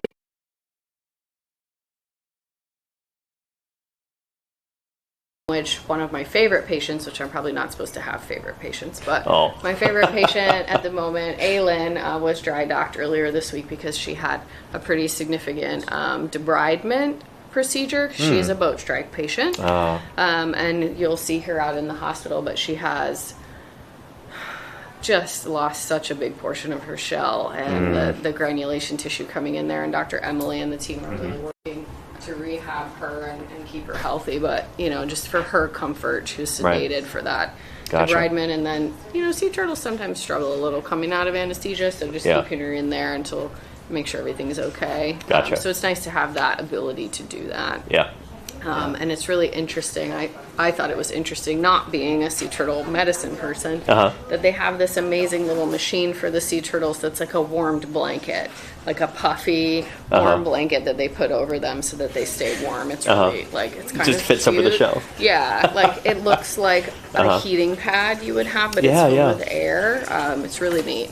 And they'll do that when they're on the table too, just to help them stay the same temperature. Sure, yeah. Very cool. Yeah. Wow. But you can see it's busy. It's busier in here with turtle patients coming in typically in the morning. Because if anybody needs procedures, they want to make sure they have enough time in the working day that have recovered from anesthesia. Or if we have sea turtles who need meds overnight or things like that, the staff rotate on who is doing that. Gotcha. Yeah. And then the only other thing I can think of, sea turtle stranding. So if somebody calls and they have found a sea turtle, they'll, we would like for them to call Florida Fish and Wildlife Commission first. But we also have a stranding line that the team take turns monitoring, and our team have, gone out at all hours to rescue sea turtles. That is dedication. And we have volunteers who help with that as well. Very cool. And this is a little overwhelming. It's pretty amazing. It really is. This was the last part of that expansion that was completed. Actually completed in 2024, the expansion of this space and then that research space that you saw. So that was, our expansion on campus where we doubled the number of sea turtle patient pools and added our educational spaces was first, and then there was some moving chairs on campus moving all of this into our educational learning labs while this was being renovated. So you have to be very mindful of that. Yeah. So it's been really nice to see all of this come together and how it helps us handle the patient load that we have. Yeah. Very cool. Wow. Yeah. Were you ready to see some turtles? I think so. Yeah. Let me check and see if we've got any other questions real quick. Because I am not the medical expert. These guys are. Oh, another question. I missed this earlier. Would requiring prop guards on outboard motors help reduce the severity of boat strike injuries? Well, I mean, yes. Yeah. But I think that we saw that is hard in Florida. You know, even with manatees, with that was attempted. You know, and there are mandatory no wake zones for manatees in Florida. A lot of folks do not follow those, though. I saw that the other day. Yeah, we don't have that for sea turtles just because they do range in a broader area than the manatees, but we have a voluntary sea turtle protection zone that we encourage and we use as sort of a public service announcement. Like, hey, when you're within a mile of shore or in the intracoastal waterway during nesting season, you know, please go the slowest navigable, safe navigable speed. We know if you're having to come out of an inlet against the tide, things like that, you know, you need to be safe. We can't just say, hey, it should be this speed. But really being aware that those turtles are out there is step one. Yeah. Wearing polarized sunglasses and then go slow for those below. And you know, that's more than just turtles. It's manatees as well. Yeah. Yeah. So trying to educate people about that and prevent cases like Pennywise that we were talking about, Aylin, you know, all of those injuries are just so severe. And, you know, we had recently a news story that we were thankful we got a lot of coverage in Florida, but 4 leatherback sea turtles have been killed by boat strikes this season, 3 in one weekend. I mean, that is a huge blow to that tiny population. Yeah. And so if people can just take a few minutes to be on the animals, we have so many people who move to Florida or visit Florida who just have no idea. Sure. Malicious necessarily. It's just, we have an amazing opportunity to educate them here because they may not even realize that these turtles, how frequently they come up to breathe, how high they are in the water column during nesting season, that they're mating and they are not looking out for boats. Yeah. All of those turtles, they matter so much. Team here have treated some horrible injuries, and those are the lucky ones. You know, there's a lot that if we get a call and they're too far gone, there's nothing we can do. So. Yeah. And that being said, these are remarkably resilient animals. I mean, just in the sense that a lot of the injuries that you're treating are probably pretty horrific looking, and yet some of these animals are able to make a full recovery eventually, right? They make us look good. Their healing potential is amazing. I mean, Dr. Emily was in here when I saw Aylin in a bin on the floor and had come in, and I thought she was dead because of the injuries she had. They're so severe. And then I saw her take a breath, and I saw the broken pieces of her shell move when she was breathing, and it still bothers me. I know she was on meds, but like it just it hits you like this is what we're accidentally doing to these animals. Exactly. And we can do better. Yeah. Well said.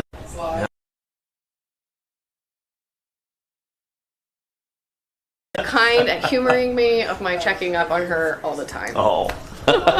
You check as often as you like. Well, and all of them. I mean, they all have amazing stories, and like you were saying, you know, everyone has survived these incredible odds. Already. You know, and you think about what they've experienced. Dr. Emily, have you had a favorite case or patient so far? The thing is, my favorites seem to fluctuate, and it tracks very closely with which turtle is the sickest. Yeah, that makes sense.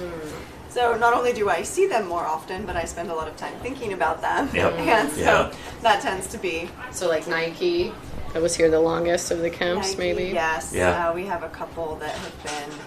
Badlands was top of the list, but is now getting off the list as he or she gets better. So that's how I've discovered it's sort of what my. Well, yeah, because you see them a lot with beluga, the ones that are here. Emery, Flipper, Roger. A lot, Yeah, I mean, you learn their names, you learn their stories. It's an amazing talking point. You'll hear our volunteers, you know, they know their stories. We have 2 volunteer shift updates a day where the veterinary team tells them what's going on, and it gives them a great way to relate to the guests out there. Yeah. Because you hear that individual animal's story and it makes you more empathetic. Absolutely, yeah. Yeah. Dr. Emily, one more question. Sure. Do you have a particular favorite species? Is there any that you're really fond of? I know it's hard to choose.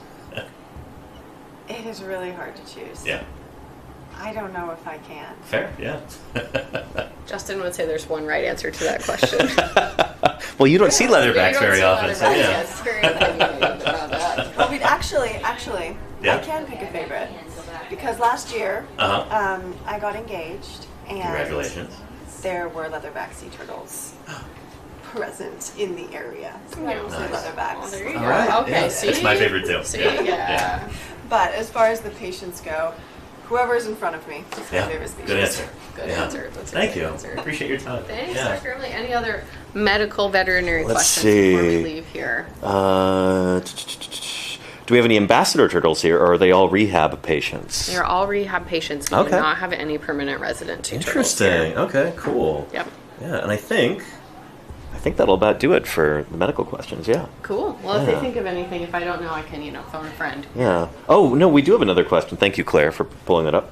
Do the papillae in the mouth cause any issues when trying to intubate or place a feeding tube in them? I guess for leather. Well, I think several marine turtle species have the papillae, not quite as pronounced as in leatherbacks, but They do. Intubating, it does not come up, so that's when we're getting a tube into the airway as opposed to into the esophagus. For placing feeding tubes, it can, because we don't want to traumatize those structures. Right, yeah. And we do have to manipulate a tube in that area. I would say where it comes up most often is when we have made, we've done an esophagotomy, so we've made an incision into the esophagus, and then when we are closing that back up, you got to make sure they don't sneak their way out and keep them all, in the esophagus where they should be. Makes sense. Cool. Yeah. Thank you. Excellent. Yeah, I think that'll do it. All right. This is so cool. Thank you again. Really appreciate the opportunity Go to see see some all of this. the patients we've been jabbing. Yeah. All right, chat. You ready to actually go see some live turtles here? Oh, and Benny Big, I can answer this question. Do turtles actually breathe through their bum, or is that a myth? There are freshwater turtles that do that. Yeah, but sea turtles One of don't. our volunteers doing exactly what I was Oh saying. yeah, very cool. So this is Sue Teach, who's one of our amazing education volunteers. Awesome. Yeah. Quite animated. I love this. Very animated. Amazing. And so, just another thing, just to clarify, if any of your followers are coming here, like I said, even though they may not be able to have all of these experiences I'm taking you on, you can see people are able to see here, look right in the windows, see what's happening. So part of what's amazing about this facility is your proximity to this cutting edge veterinary work that's happening. And we even have monitors for both the exam table and the surgical suite that'll show up on that TV when we're doing procedures. And it gives our volunteers and our staff a great way to talk about, hey, this is what you're seeing, and this is why. Very cool. Yeah. So we're actually going to go this way. This is our ICU that I was saying. So this you can see one of our juvenile green turtles there, a couple of them. These are just pools in the sink that don't have weapons. That's intentional. Because these are those patients. That's Roger. Roger has fibrocapillomatosis, which is a virus, and there are tumors related to that virus that are very prevalent in juvenile green sea turtles. We're not sure why. It's still being studied. But Dr. Justin and the team have told me that that virus has evolved alongside green turtles, and it has been observed in them for decades. But Roger actually had an FP tumor on the sclera of his eye. And had to have a wildlife ophthalmologist do surgery. I'm not kidding. Like the lengths that they go to try to help these animals is amazing. So that's why he's in here, as he's recovering from that eye surgery. And also because before the eye surgery, he was stealing his tank mate's food. So he needs his own space. Gotcha. Yeah. Yeah. So you can see one of our volunteers is out here, checking for any leftover food, helping to pick up after the turtles because they don't clean up after themselves. Sure. But these pools are amazing in our ICU because they allow us to customize the salinity the water temperature and the depth of the water. So depending on the patient, like if we have a patient who is maybe really debilitated and we're worried about their ability to raise their head to breathe, we can really lower that water level so that they still have that buoyancy to take the weight off of their internal organs, but they can put their head up to breathe. Very cool. And there's a platform right here too. Is that is a ledge. So that is to simulate something that they could hide under or sit on. And so it gives them that opportunity if they want to rest on it, they can. If they want to hide under it. And then you'll see maybe some enrichment structures as well. And that is because green turtles in particular love to rub on things. Their scutes on their shell are keratin, and they do grow and shed, and so they're itchy. And so they love to rub on things. And then the black wand looking thing that you may be able to see in there is actually a lettuce. Very cool. Lettuce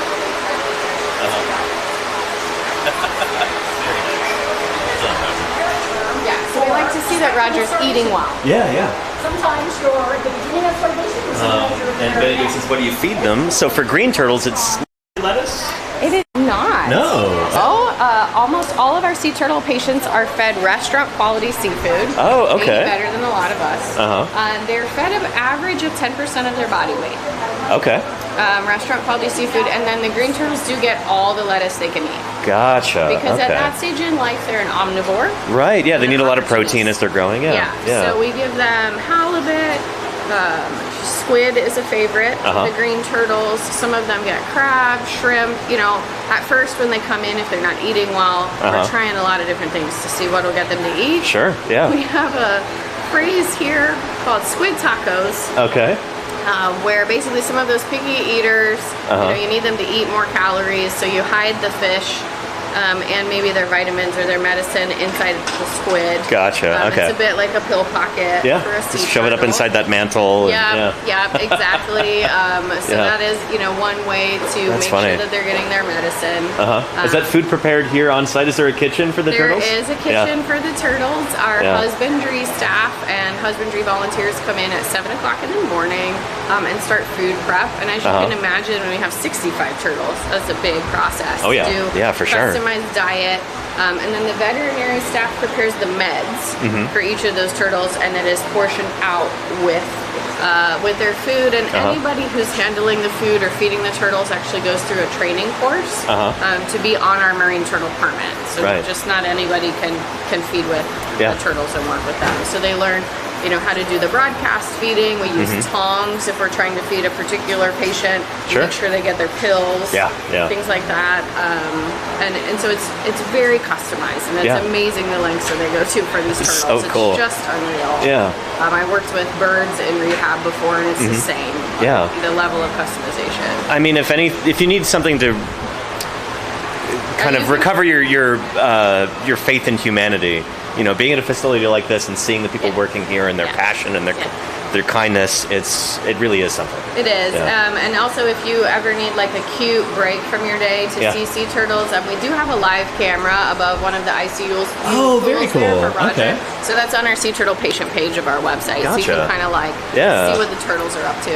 Yeah. We'll see if somebody can pull up that link and post it in the chat. Too many links to pull up. No, this is great. No, I love that you do that kind of online outreach as well. We really try, because not everybody is fortunate enough to come here. Exactly, So this is our water quality lab. I don't think anybody is in here right now. It's a morning thing where they do the water quality samples for all of the pools. And then we have educational classrooms behind us, and we have more educational space up in the north side of the campus where we have classrooms and an auditorium as well.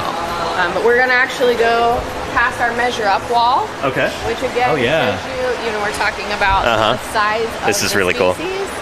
It's such a simple display, but it's so evocative and informative. It used to be just a painting of a leatherback on one of the walls. Now we have all 5 species. Well, we're going to have to fix this, I guess. To do a 6th one. 5 species traditionally found in Florida's waters, which does not include the olive ridley. Everything from the smaller Kemp's ridley up to the leatherback. And again, these are average species size. Sure, So we have Kemp's ridley, green turtle, leatherback, you can see some sunscreen on these from people. That's what it is. Our Loggerhead for our namesake, and then our Hawksbill. Nice. And what you were talking about is this is the hatchling. Yeah. These are actual size of the different hatchlings. So you can see per species how that varies. And I think that's really neat. And we have people for scale. Yeah. People who have been visiting us for years, and it has been amazing to see how they've shared how their kids have grown. That's really cool. Yeah. So cool. Really, really neat.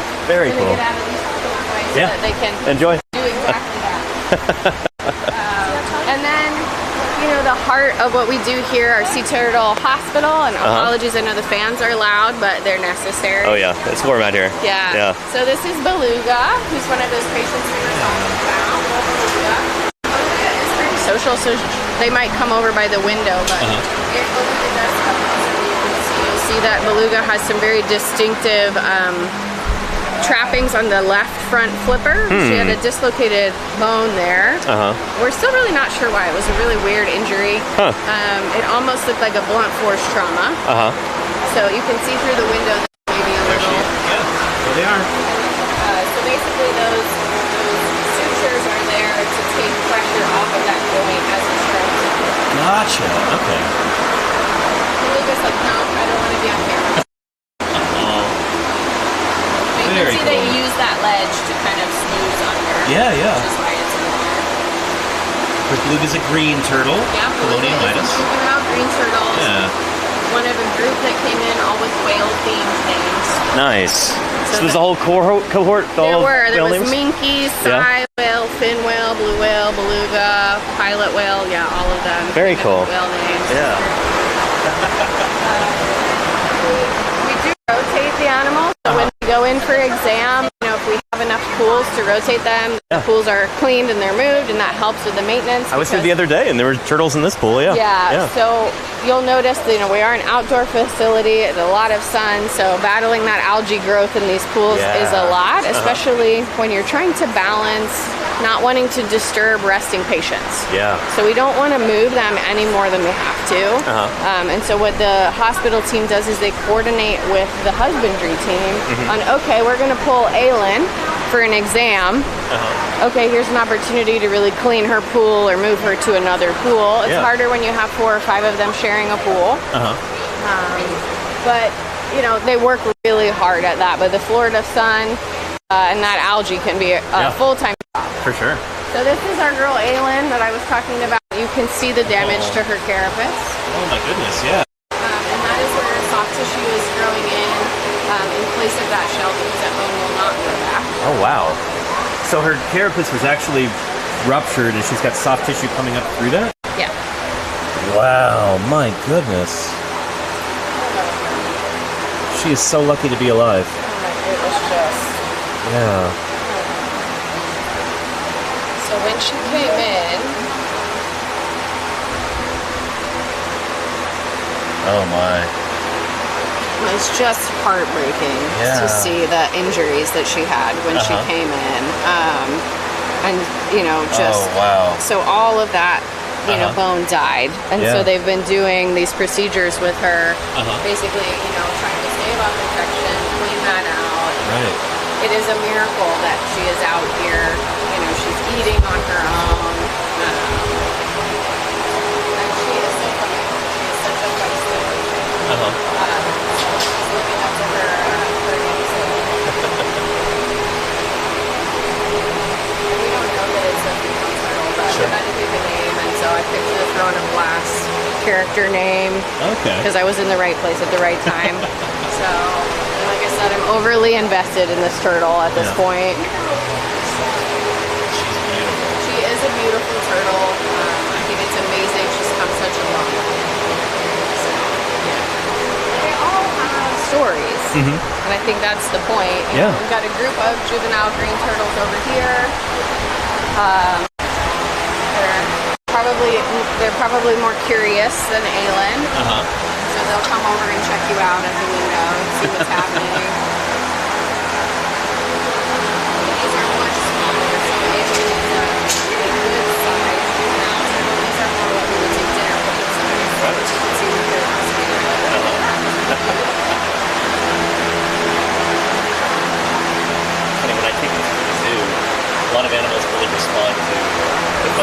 top. And so I actually read a book about researchers who were studying owls and leaving camera traps basically with the microphone, and they thought a human was vandalizing their microphones, and the owls were taking them.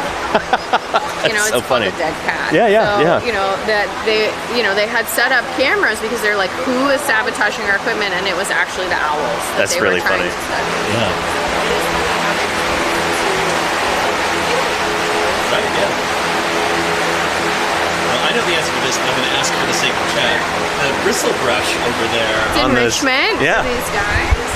So like I said, the sea turtles like to itch on things, and you can see, you know, these guys are probably next on the rotation to be taken out, have their tank cleaned, so they can go over there and scratch their shells on that little bristle brush.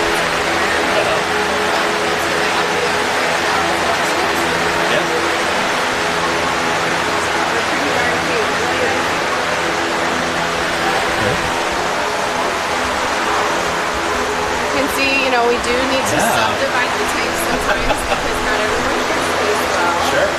Some are better with roommates than others. This is silkworm. Silkworm. One of the batch that came in that all had insect names from northern Florida. So came in as part of the batch that was all cold, stunned, and debilitated and run down. So these guys are doing much, much better. I don't know their specific patient updates at the minute. Oh, are you jealous? Who's this? Grasshopper. Oh, guys. But they are really cute. I know they're just sort of cute, so they like the loggerheads the best, but the leatherbacks the best. And the juvenile greens are pretty charismatic. Very cute. So all of these guys also have ethylene. I know that because they're very good taking lots of Right, yeah. Wow. Tumors, and then is missing an eye from those tumors. I saw that. So, you know, they really are watching wonton very closely because of the other eye. They need at least one eye. But it looks like grasshopper and silkworm have had a few surgeries. You can see some sites where they've had tumors removed. Pectoral tumors there. Like, sorry. Food. And then here, you know, like I said, we reduce our patient load, so we have, you know, not every patient bed is full at the minute, but some of them are, and some of them, these turtles, you know, they need their own space, so they're by themselves. It's a little harder for me to know who they are with the name right on it. This is a beautiful specimen of the green sea turtle. You can really see a beautiful coloration. You can tell they're very curious, and this is the size of green turtle that a lot of people see the most when they're out on the water. So they're out near the coast, right? They are, and they're in the intracoastal, and they're eating that seagrass, and they're being opportunistic, and so part of that is why people think that, oh my gosh, well, why would they be hit by a boat? They're small, they're fast, they can get out of the way. They don't realize necessarily that the bigger turtles can't get out of the way. Right. Yeah, but they're beautiful, beautiful turtles. When we do have hatchlings that are here and need medical care, and they're not the kind that are released immediately, we do have hatchling-sized pools here. So guests, you know, in the summer months and even into the fall, we'll see some hatchlings under our care. We do take care of around 2,000 hatchlings a year. Wow. Hatchlings and washbacks, or post-hatchlings, if you want to use the research term. Sure. You can see this pool is in the process of being cleaned. Okay. Yeah. And then this is Pitbull. Again, I don't name all the turtles. I name one. Aylin. I named Aylin. Yeah, it just happens to be at the right place at the right time. Yeah. And they were in between themes. Sometimes there's a theme, like with the Kemps that were flown down here. They were all Greek mythology names. Nice. Yeah. And, you know, we've gotten some batches from other institutions that had themes. We do tend to use food names a lot. People love food. Yeah, there was like a green food name. Last year there was a drink themed name. So we had turtles named like Blue Hawaiian and Chai Tea, and you know, it's entertaining. But Pitbull came in with that group that were all animal themed names. Gotcha. They're underneath the ledge. Having a little, you know, rest under there. So they really do utilize those ledges. I also personally think it's really funny, usually when I'm leaving at the end of the day, at least one of them is rubbing its rear end on one of these enrichment things, and you're just like, because they look so magnificent and beautiful, and then you see them doing something that looks a little silly, and it's really cute. Yeah. The turtle is also a beautiful turtle. Yeah. So in the wild, green turtles will be like, there are ledges that exist in nature, like coral escarpments or something like that? Yeah, and rocks, and they just, it's this instinct because they are a prey animal, especially for sharks, and so it's this instinct of wanting to feel protected and safe while they rest. Yeah. And in the wild, they don't necessarily have people kind of above them, and so we really want to give them that opportunity to feel comfortable, and that's why those ledges are also away from the window. That makes sense. And so that's all designed for them to have that choice of where to be. And they can continue to practice this when they're in the facility, so they don't lose that instinct. Yep, exactly. When they go out for walks. Exactly. We've got one over here that looks like they have some good light. The ones that See who it is, maybe. And then some of the windows will be covered even if there's a turtle in there, because we might notice they're a little more spooky. Sure, yeah. And just give them that opportunity to have the space.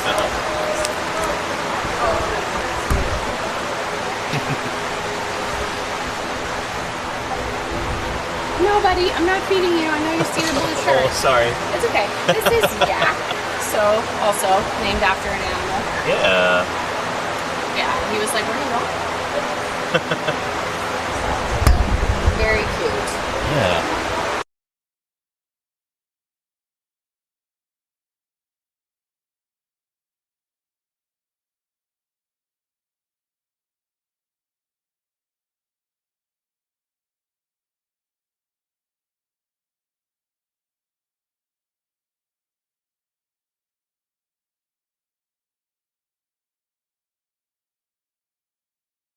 Because so much depends on the turtle. Just gorgeous.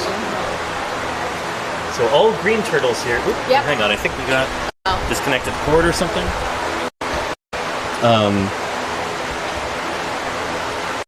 Check all these.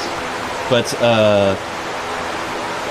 all green turtles at the facility right now, right? No loggerheads? All greens right now, no loggerheads, which is, a good thing, I think. Yeah. So, Very cool. I think we're back on. Yeah.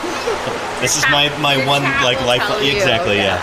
I know what's going on. We have 3 more green sea turtle patients that are up in what is called our deep dive tank. Oh, cool. Which is one of the last stages in rehabilitation for a lot of our turtles, because what you see here, these pools are not deep enough for us to really check any turtles that need buoyancy issues to be checked, because maybe they have trapped air or they've had a boat strike, things like that. And also, we just want them to get those swimming muscles strong again. Of course, depending on how long they've been here, especially if they're really run down.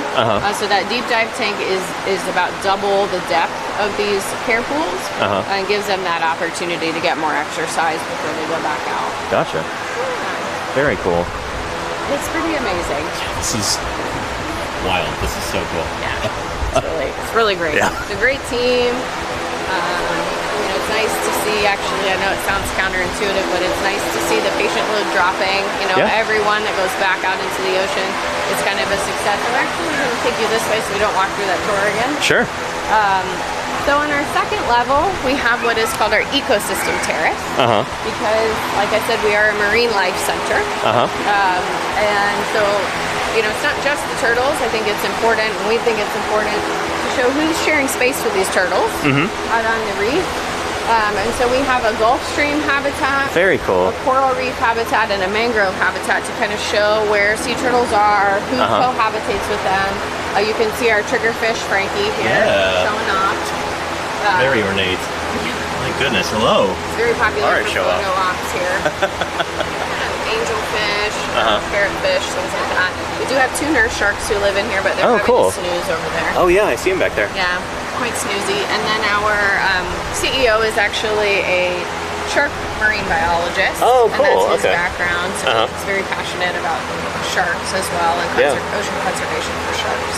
Very cool. We're to show off. So we'll come up here, and that's where that deep dive tank is. Excellent. So we utilize these habitats for educational programming. I think it's built like an auditorium right here. This is so cool. So this is our outdoor amphitheater where we do twice a day in the fall, and then once a day in the summer we do talks here. Feed the animals, you know, on the days of the week where certain species are getting fed. They all have customized diets. And it's just a great place to talk to the audience about different things. They do different talks here, one about sharks, one about sea turtles. You know, it's really, really neat to see people, guests of all ages, engaging with that. Of course, especially people who aren't from Florida. So if you're not a certified diver and you're not going to go out and dive, you don't get to see this. And then inside here is educational and multi-purpose space. So we host events here. It's one of the ways we pay our bills. We have a wedding going on here this weekend. Weddings, we have our ocean view sky deck upstairs. You can kind of see. So you know, you have a view of Juno Beach from there. And we have the indoor event space. So weddings, birthday parties, corporate events. All of that helps to pay the bills. I'm from the museum world, so I know how important that is that to be able to do that. Space is a big deal. And you have a cafe here as well, right? We do. That's really cool because it can allow families the chance to like spend multiple hours here and not have to go run away to feed the kids or anything. Absolutely. Like we have, you know, our cafe terrace up there and the cafe. The cafe does close at 3, so you have to plan around that. And then we're working on, we've ordered some umbrellas, and these tables are all going to get pushed out a little bit here, but you know, it's some nice seating. And we have our water play area really here cool. for the I love the heron kids. that I saw earlier. It's really neat. It's really neat. So the water table is very popular. I hear from guests who are like, I came to see the turtles and I can't get my kid out from the water table. They just want to be there. So. Oh, and who is this? I think that's Pete. Pete. So Hello, this morning, that's not Pete. No. That is not. There's another one right over there, smaller. They've been moving some turtles around. I think that is one of our turtles that's named after a national park. Okay, cool. The little one down there is Mud Pie. Nice. Mud Pie is kind of famous on TikTok. It's 2 million views. Oh, wow. Of a barnacle removal video. Nice. Because everybody weirdly likes that. Yeah, they're so satisfying. I really hate that sound. Sorry, I'm not a fan of it either, so When our team was like, can we do this? I was like, can you put music over it, please? I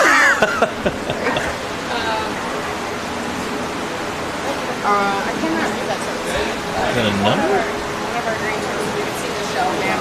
Yeah. But they're very social, and this tank is designed, like I said, for that deeper diving as part of the rehab. And then we had these specially designed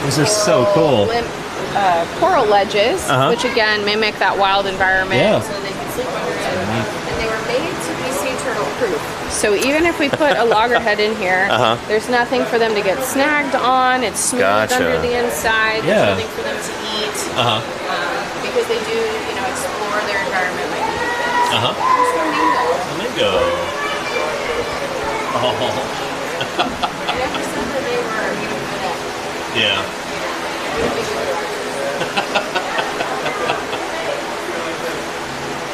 Just beautiful. My goodness. And just seeing them swim, and they're just so peaceful looking.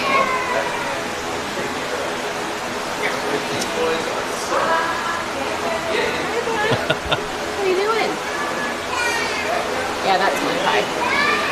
So I love the idea of kind of taking advantage of the charisma of sea turtles to help protect marine ecosystems in general. Absolutely. They can be kind of ambassadors for, you know, they definitely are. Yeah. You know, you see the charismatic megafauna gets a lot more attention. You know, than things like nudibranchs and, you know, invertebrates and things like that. Bryozoans and whatnot. But if we can get people to care about the bigger animals and understand where they fit in the food chain, where they fit in the ecosystem. You know, I wish there was a better way to do it, but if that's the way that it gets it done. I mean, I'm not complaining. It's hard to get people to care about krill, but you can make them care about whales. Yeah. Hi, what are you doing? I mean, I see them every day, and I'm still just like, oh, they're so cute. These are my snacks. Do you have any stories of them recognizing particular people? I don't. You know, the hospital team, I'm sure, does. They have told me, you know, anecdotally, the turtles, especially the turtles with more severe injuries or here longer, definitely become a little more suspicious when they're being caught for procedures. Yeah. Prior to my work here, I worked at an aquarium where we did have a non-releasable sea turtle who had what we call bubble butt. Yeah, which is when they get that trapped air. Were there any prostheses on this turtle? He was really good at rubbing the weights off of his shell. Oh boy, yeah. But had adapted to lights in the aquarium with the buoyancy issue. And actually, Jamie, who you spoke to, had worked with that turtle when he was first rescued at the Georgia Aquarium. And so it was ironic when I was like, oh, Neptune or turtle in Charlotte. She's like, I worked with that turtle before he was transferred. It was a very That's so funny. world. Yeah. But when they're in human care like that, I think is when you see more of what we would call personality or that learning. And Neptune is very smart. Neptune was trained to come into our medical pool by a flashlight, like you would flash the flashlight. Would come in, was target trained, manipulated different toys for enrichment, for food. So they're very smart. Part of what we do here is we try not to reinforce a bond with people. Gotcha. That makes a lot of sense. Also, part of it is the broadcast feeding, and throwing the food in when they're healthy enough. And you don't hand feed them. You feed them with tongs. And we do as much as we can, but you do see that, like, they kind of act differently when someone in a polo shirt is It makes sense, here, yeah. But they're great ambassadors for their species. I think the fact that the juvenile greens in particular are so charismatic and curious, it makes people want to care. Yeah, because you see that face and you're like, oh my gosh, they're so cute. So, and hopefully these guys are getting close to that stage of being able to leave. Go back to the wild. A lot of them, people don't realize, you can get turtles from all over the state. I didn't realize this when I came to work here. You can't just release them anywhere. You have to take them back to where they came from? You have to take them back to where they came from. So every turtle, when they're medically cleared, our veterinary team sends an email to the Florida Fish and Wildlife Commission, and they look at that turtle stranding report, where did it come from, and then they tell us when to release the turtle. So we had turtles last week that needed to go down the Fort Lauderdale. We had some go up to Cape Canaveral, even further north, all the way up to Jacksonville. Oh, wow. So there's a lot of coordination with different rehab facilities of like, okay, who's going, who's got turtles going. Because we don't necessarily have people or vehicles to spare to do that. So I was a part of the work I didn't realize when I came to work. I thought, oh, well, this is part of their range. Wouldn't you just release them here? So I think that's interesting. And then another thing people may not realize is these juvenile green turtles, you don't put them down on the beach to release them like you would an adult turtle. Sure, yeah. Because they would be like, why am I on the sand? Exactly, yeah. They're not at the phase of life where they know what to do on the beach. So. And that's even if they're female. If they're males, they probably never go up on the beach for a lot of the species. With a couple of the male adult loggerheads, you do have to put them closer to the water because they're very much like, they just look confused. They look so confused. So funny. I know that's a human term, but they just look so confused. Like, what am I doing on land? But these guys, our team actually walks them out into the water past the break to release them. And that's why we don't do public releases of juvenile turtles. That makes sense. Because there's not really something for the public to watch. Sure. When we do that, and that's just to make sure that they're not getting, sort of washing machined by the surf on their first reintroduction back into the water. But it's a pretty neat thing to see. And then you saw how we released the hatchlings. Exactly, yeah. Which is at night, as similar to those wild conditions as possible. When we're in the part of the season where we do the summer turtle walk programs and our nest excavations that people can join as part of our education programs, if we're doing a nest inventory in the morning, which is 3 days after a hatch out, for one of those educational tours, if it's early enough in the morning, so if that excavation is completed early enough, I believe it's before 11, but early enough, they will release the hatchlings right away. Wow. So, because we don't want to hold any patient longer than we need to. And they've already been in there for, you said 3 days after nest hatch out? Yeah. Okay. And that's when we do that inventory. So then they'll go ahead and at least give them a chance. I witnessed some of that where, maybe they don't make it, they're lethargic, then they come back here in one of the coolers and they maybe stay for care. But they give them that opportunity. You know, if the team is excavating a nest that takes an unusually long time or it's particularly hot, you know, they can make that judgment call. But just, you know, the goal is to get them back out into the wild. Very cool. Yeah. So you're expecting, I would imagine, a lot of visitors this weekend with Memorial Day, yes. Yeah. Yeah, busy weekend. Our peak season here in South Florida is actually winter. Oh, interesting. We're snowbird destination is what we call it. So we are the busiest October through April. Okay. But we do see a lot of local visitors over the Memorial Day weekend, or what we would call staycation. So people who are visiting from out of town, and you know their friends and family bring them here. You know, we see about 350,000 visitors a year at our center. So busy weekend for us, and we share parking lot with beach access. So it's just a busy weekend. I can imagine, for that. You know, thankful that people choose to come visit us, and thankful that they choose to come with us as well. Yeah. Look at these guys. They're like, there's a camera. Love the attention. It seems that way, right? Yeah. Because in this one, I would like to eat a little more. Yeah, there's a kind of concavity there in the plastron. Yeah. Interesting. So they look at things like that for body condition, and it might be why this turtle is up here. Maybe, you know, gain a little more weight. You can see this other one. A little more the right shape. Yeah. Not quite as hollow looking underneath. Yeah. Well, we have one, I don't know where the turtle is right now, named Buster. Yeah. Likes the food a lot. Like came in for an exam, and I was in there, and Dr. Justin walked in and was like, "That's a chunky turtle." Had a really good body condition. So they like that restaurant quality. Nice. Yeah. Yeah, nice relaxing video for your streamers to watch this afternoon. Let's see if anybody else has any questions. Now's the time too. Yeah. How far back from the water line do they release the hatchlings? Is there a standard to give them all the same chance? Well, when I was there the other night, Justin tried releasing them maybe like a few meters back, maybe like, 7-8 feet back, something like that. You want them, especially if you've just dug them up, there is some science, the physiology, right? They've been in an egg. Their muscles need a little bit of time to kind of wake up, get that blood flow. You want them to be moving. That makes a lot of sense, So that, it would be like you getting up off your sofa and trying to run a marathon. Right. You need to warm up first. Yep.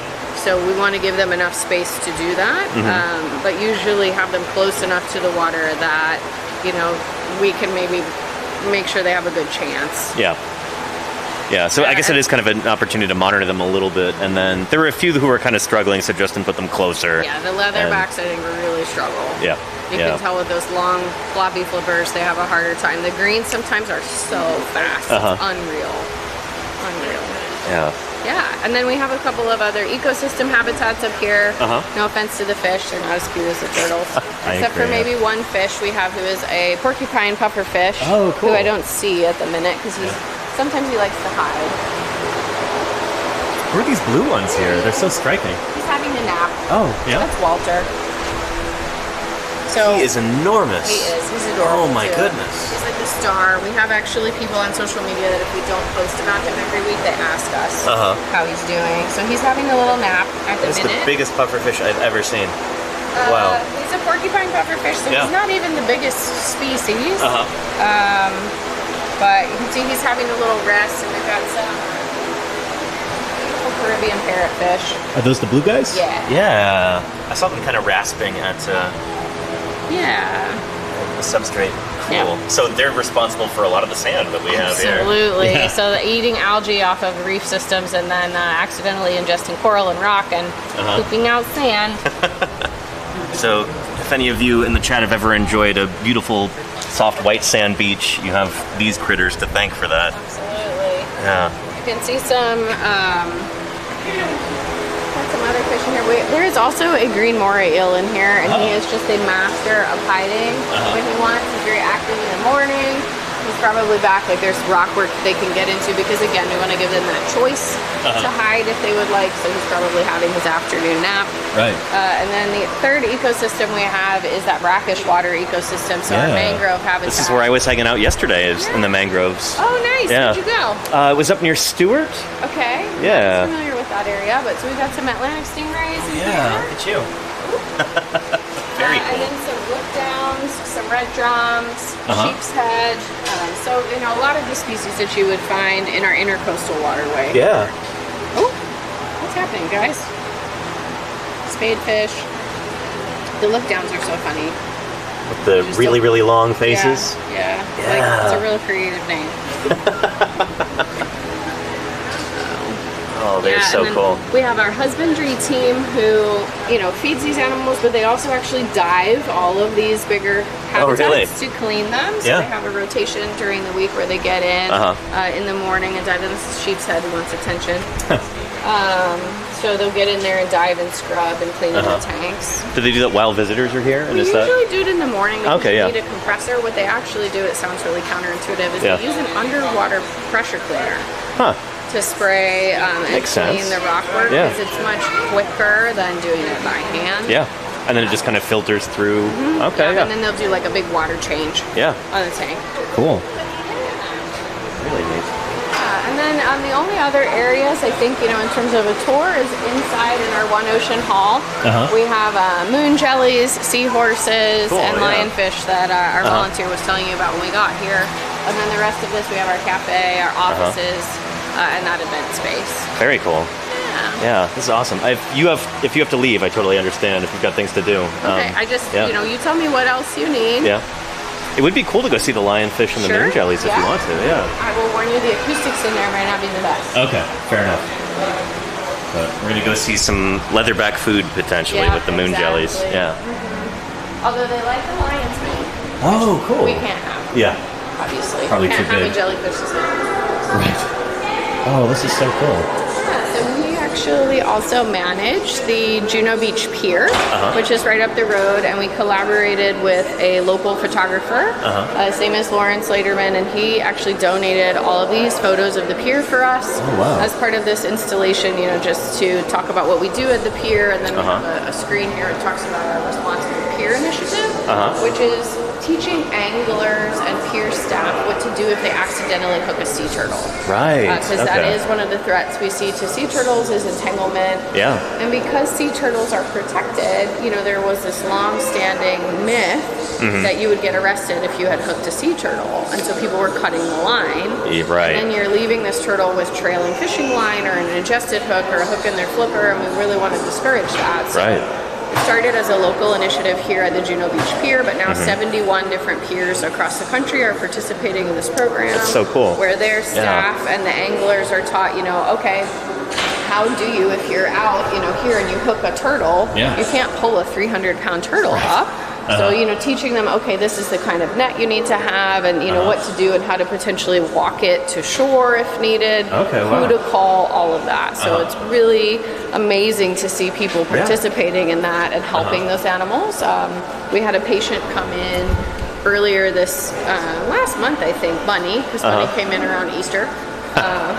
Again, sometimes there's a theme. And Bunny had ingested a fishing hook and line and was found near the Dania Beach Pier in Fort Lauderdale and was brought in as part of that initiative. Yeah. Very cool. Do you feel like you've seen results of this initiative yet, where you're seeing fewer sea turtles coming in with hook and line injuries and that kind of thing? I would have to check with the hospital team, but I know that our conservation department, you know, monitors awareness and does surveys of, you know, are you aware of what to do with a sea turtle? And we are seeing improvement there. That's so cool. You know, seeing the number of peers and peer staff who knows what to do is a huge help. Right. Right, because there are people who are working here at these piers, and and so it's teaching them in particular what to do. Really important. Yeah, and then we also host kids fishing clinics at the pier where we're teaching them the same thing, and then our staff also does underwater pier cleanup dives at the pier because, you know, those pylons go pretty far underwater, so they're under there removing, you know, maybe discarded line and things like that. So it's a multifaceted program. It's just one of those conservation programs to reduce the human-related threats to sea turtles. But I wouldn't necessarily say less entanglement. I would, because we see so many that still come in maybe with ghost gear. So we're really looking at what are they entangled in. Is it, you know, commercial fishing gear that's been left out there, or is it that monofilament line? Yeah, makes sense. But, one of the biggest challenges for sea turtles is plastic. Yeah, whether that's fishing line or ingested. And maybe Dr. Justin mentioned to you they had done a collaborative study with our hospital that almost 100%, I think it's like 98% of our washback hatchlings, so the ones that have left and wash back in, had ingested plastic. Yeah. Because, they're opportunists, they're eating what's in the sargassum out there, and so they don't know. Right. And so then they get debilitated because their stomach is full of something they can't digest. So, every chance we get to talk about why those decisions matter is really important. And you can see in here as well, we have some footage. Yeah, cool. So our wonderful conservation team at work. And like Justin said, we do have volunteers who help us with that as well. We work with Scuba Diving International and with Force Blue and other cities underwater dives, not just here, but the Lake Worth here and other places. We have some cool highlights of different fish that was spotted with our underwater camera. Very cool. Our underwater camera got taken out by Hurricane Milton last year, so we're in the process of replacing it, hopefully in the next couple of months. There's just amazing biodiversity right off the shore here. I think this is a great way for people to see that. That's really neat. Oh, and there are some days that declared it was amazing. Yeah. Just amazing, and so this is an educational indoor space. We have Harry the Hammerhead here that was a student project that was brought to us from a middle school. Again, talking about plastic, green debris. And then we have our digital reef, which is very popular with our youngest visitors. Sure, yeah. Where they can basically color their own sea creature and then see it in the reef. That's really neat. Yeah. And it's a nice break from the Florida sun as well. For sure, yeah. Yeah. And then, as you were saying, moon jellies, which would make an amazing, screensaver. Yeah. You could do a live cam just of this. Yeah, you could. I mean, Monterey Bay Aquarium does that, and it's sometimes I put that on in the background. Just So relaxing. It's like a living lava lamp. It really is, yeah. And you can see that they've been eating lately. You can see their food in their intestinal tract there. Neat. Yeah, I think it's neat. Some people would say that's gross, but I think it's cool. No, that's really cool. Yeah, so moon jellies, you'll see green turtles eating them. Juvenile green turtles are very known for being opportunists and eating them, so it's a great opportunity to educate and talk to people as well of how easily a plastic bag can be mistaken. Absolutely, yeah. Because a sea turtle doesn't know the difference, and they're hungry, as you saw. Yeah. Passionate about food. Yeah. Very cool. Yeah, and then we have our seahorses and our lionfish. Yeah. And so there's a great contrast here between the lionfish and the seahorses, right? The seahorses are a native species, and we'll let this family check out the lionfish. Sure. But, the lionfish are here to tell that story of one of many of Florida's invasive species problems. Yep, yeah. These lionfish we know were brought here from the pet trade and released. They were able, to track it back to that, and their reproductive rate means that there are, millions of them, unfortunately, and they don't have a natural predator here, and they are a venomous fish with those spines, and so once they reach adulthood, it is hard to get rid of them. Oh, yeah.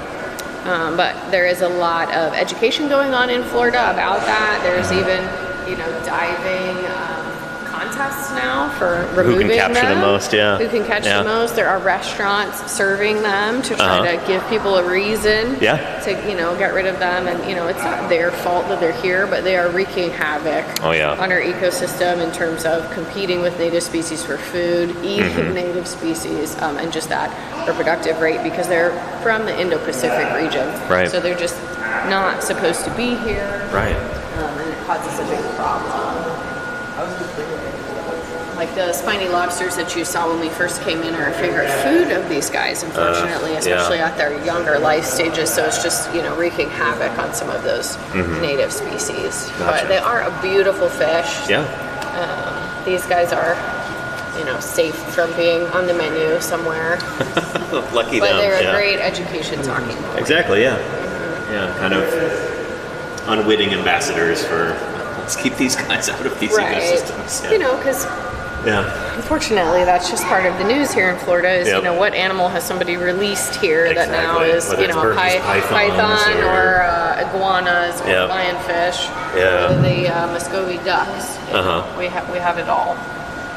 Oh, the Muscovy ducks are a problem too? Mm-hmm. Oh, yep, boy. so they're invasive. They reproduce faster than our native brown ducks, wood ducks, and mallards, so they outcompete them. Right, okay, yeah. So, it's a delicate balance. Yeah. We are seeing, at least with the lionfish, what I'm going to say is some hope for us, and not necessarily great for them. We are seeing, divers are showing videos of eels and other things eating them. Well, they've actually learned so how to... they're maybe learning how to eat them. Learned where to bite them, because it's pretty daunting with these venomous spines like that. Yeah. Yeah, and they are, they're interesting, but they're an interesting contrast to the seahorses, and the seahorses we have here, which we'll have to put a little I Spy on. There we go, So it's being nice and visible for you. That you don't see. Right. And you don't realize is out there in the intracoastal and just offshore, and they're just, like you were saying before, if we can get people to care about a sea turtle, and that helps you protect a seahorse, then it's worth it, or a moon jelly, because maybe people aren't as passionate about them, because they don't have eyes and a face, but it matters. And so I think there's 5 of them. See another one there on the orange two coral. in the middle on the orange. Yeah, one on the pink one there. There's the other one in the back corner. Nice. Okay, I was like, there were 5. There's more than 5, but they're slowly introducing them in, because we just renovated all of this, redid all of the filtration, and added all of this coral rockwork so that they have those great places to hang on with their little tails. Yeah. So very cute. Very, very cool. I'm so glad they're back on display. They're just so adorable. Could watch them for hours. Yeah. I don't know what's going on with the sound in here. And then, I guess this is the only part of our visitor experience that I would say is a typical attraction. You do exit through our exit to the gift shop. Excellent. And it's a beautiful gift shop. Can we look around real quick? Yeah. The gift store is more like what I would call a resort gift store than it is a typical attraction. You know, like there's clothing. We focus a lot on local or sustainable products. And then we have some partners as well that work with us. So it's really, I do all my Christmas shopping here. Nice. I'm looking forward to getting a bunch of gifts for people at home from here. Yeah, I told everyone in my life, I'm like, hey, you're going to get sea turtle presents for everything now. Just prepare yourself. Nice, yeah. But every purchase that is made in here has a purpose. Right. And it's helping. So, again, because we are free access, we're really funded through 3 main ways. One is, door donation. The gift store here, and then grants and individual giving on that larger level. Corporate or individual. But we have, any kind of sea turtle plush that you could want. My favorite, even which you guys might like, is the leatherback. It's not common to see these. It's not, and they sell out very fast. Do they? I might have to pick one of these up. Pretty darn cute. They have one of these. I don't know if you saw it in the research lab. It has a little sample pit tag, and so they use it to demonstrate what the pit tag looks like. So that's great. And then we have, an array of sea turtles to choose from. And axolotls. So. And then one of my favorite things too, a pressed penny machine over there, and one outside too. I collect those. Oh, nice. So I picked these up when I was here the other day. Okay, so a lot of different things. These are sensory kits. So neat. Some of what we do here, in addition to the day-to-day programming, is accessible programming. On the first Saturday of every month, we have Sensory Saturdays, where we open early. We have the music off, less guests. It's intended to be more friendly for people who might get more easily overstimulated. And then these kits are part of that as well, because that tactile experience is a big part of that. And she wasn't here today, but she's out of the office at the minute. But Justin mentioned Jen Riley, who's one of our biologists, is also deaf. So we're very cognizant of, making sure that things are accessible. But there's a lot of fun things in here. Like I said, I do get into trouble in here when it's payday. But, some local vendors, T-shirts, sweatshirts, art. It's good stuff. It's really fun. Stickers. Clearly, a lot of thought went into purchasing these items and just finding the exact right things. It is amazing what Kate and Jill do to have the right things in here. Even the book. This is a fantastic book. I have the first edition of this. Nice. I don't have the second edition. That's great. Yeah. That's going to be heavy in your suitcase. Yeah. So it's really, really neat. Yeah. Like, good variety. Again, local authors, things like that. So, is there an online gift shop, or do people have to come here in person for this? We have some things online. All right, check it out, everybody. Yeah. We're working on expanding that. Because as we've grown, that platform has not. So we're working on scaling that up at the minute. But you can also adopt turtles online. Very cool. Yeah. Maybe we'll step outside and talk about that for a minute? Yeah, absolutely. I don't want to tempt you too much in this room. Yeah.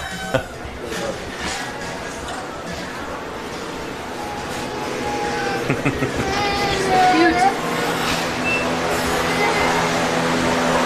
All right. So turtle adoptions. What's that about? Yeah. We can go over here. Oh, cool. So we have a couple of sea turtles who are adoptable in it. I think actually we might only have one right now. We're about to put Windy, who's one of our leatherbacks, up for adoption. Oh, wow. But we have different adoption packs, so this is a good visual for what I'm talking about. So Beluga, who you saw, is currently adoptable. Okay. And we have a basic adoption pack, which is just the certificate, a sticker, and a photo of the turtle. And then, if you want a plushie in a bag, or more enhanced, or, if you really need an enormous sea turtle stuffed animal to go with it, you can. And so that's just a symbolic adoption of the turtle, and it helps us pay for their care. So like I said, we're getting ready to add one of the research trackable turtles to be adopted, and that'll be neat because you can see that on the tracking how the turtle's doing. But it can be a little challenging for us to figure out which patients can be adoptable because we don't necessarily know how long they're going to be here. So we know Beluga, is a long recovery time. So that's a good candidate. And then we've been talking about making Aylin adoptable because she's going to be here, but her prognosis was so guarded, we really wanted to wait until she was stable before we did that. Yeah, so it's a great way to support what we do. We are also working on a digital version of it because right now we mail all of this. And we think, some people maybe would prefer just to be able to download the picture and the certificate rather than wait on something to be mailed. Exactly. I guess we're all of that, mentality now. So how can folks at home do this? Do we have a URL or? It's on our website. Yeah. Use the !LMC command for how you can donate. And it's right there on the homepage. Oh, here you go. QR code. There you go. Excellent. I know we made a QR code for this. Where is it? Sorry. Very cool. Yeah. So if you're watching this on your TV, you can scan that with your phone, or I don't know how you could do it if you're watching this on your phone, but you'll figure it out. But very cool. It's come a long way, right? The QR codes, you used to have a separate app just to get them to work. And now it just pops up automatically. It's come a long way. Hi guys! Education team, hard at work. So in addition to what you have seen today, we talked about the gift store, we talked about conservation programs, or research. The other part that you didn't necessarily see is our education programs. So we have field trips that come here. This has got to be one of the coolest field trips that you can go to in this part of Florida. Can you imagine? It would be amazing. I grew up in Florida. I got to go on some cool field trips, so, can't really complain. But getting to come here, we have, kids from all over, even from other states who come here for field trips. We have summer camps. We have a lot of community education and outreach as well. So going to events, teaching people about sea turtles, the Sea Turtle Protection Zone, Responsible Pier Initiative, all of that.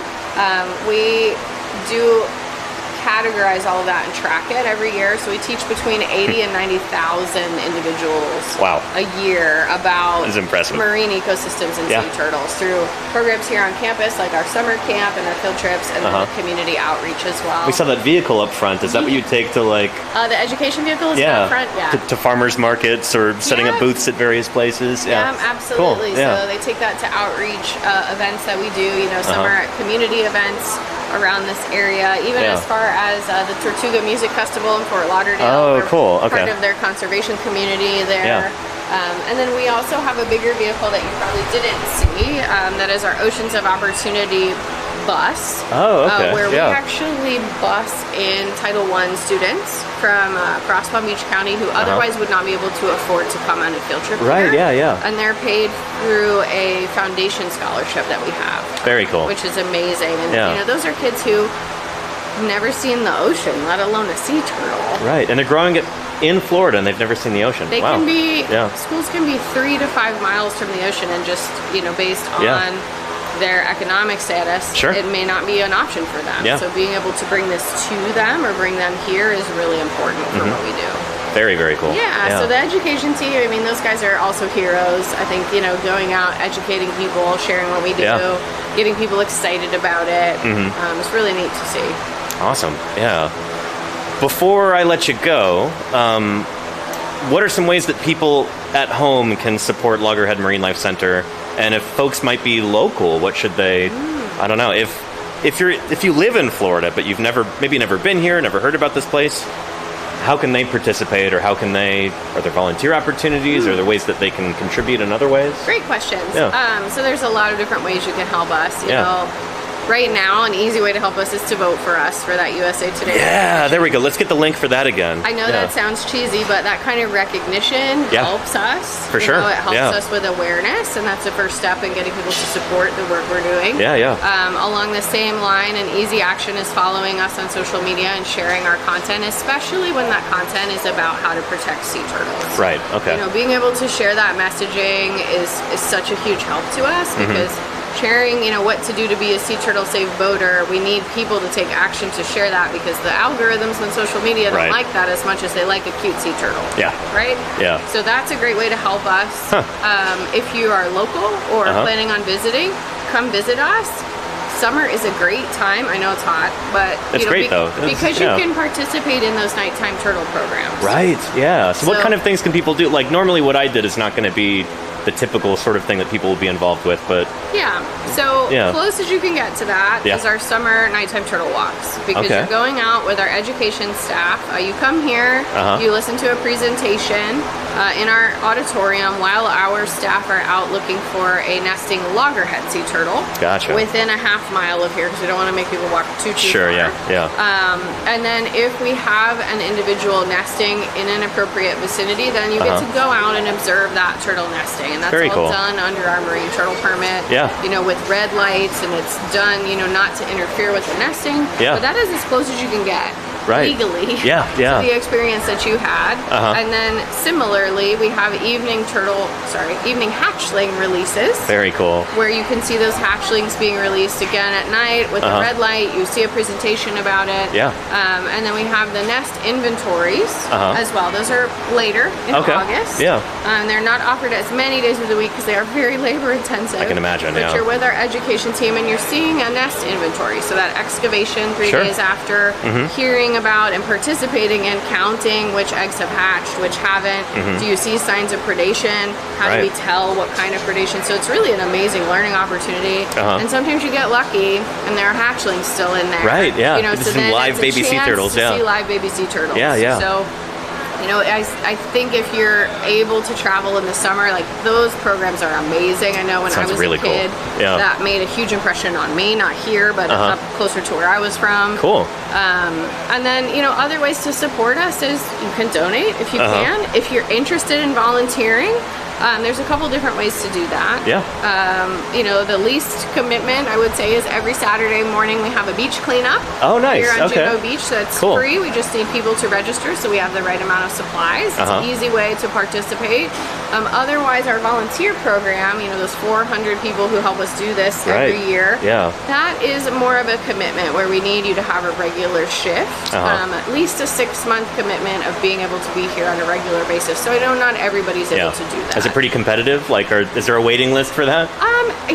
I would have to check with the volunteer team. I would imagine there's probably a waiting list to be on the husbandry volunteering team, because it's working more directly with the turtles. Right, But we are so lucky we have people who do everything here, from greeting when you come in, to being what we call a hospital interpreter out here and talking about what we do, to feeding and cleaning up after the turtles.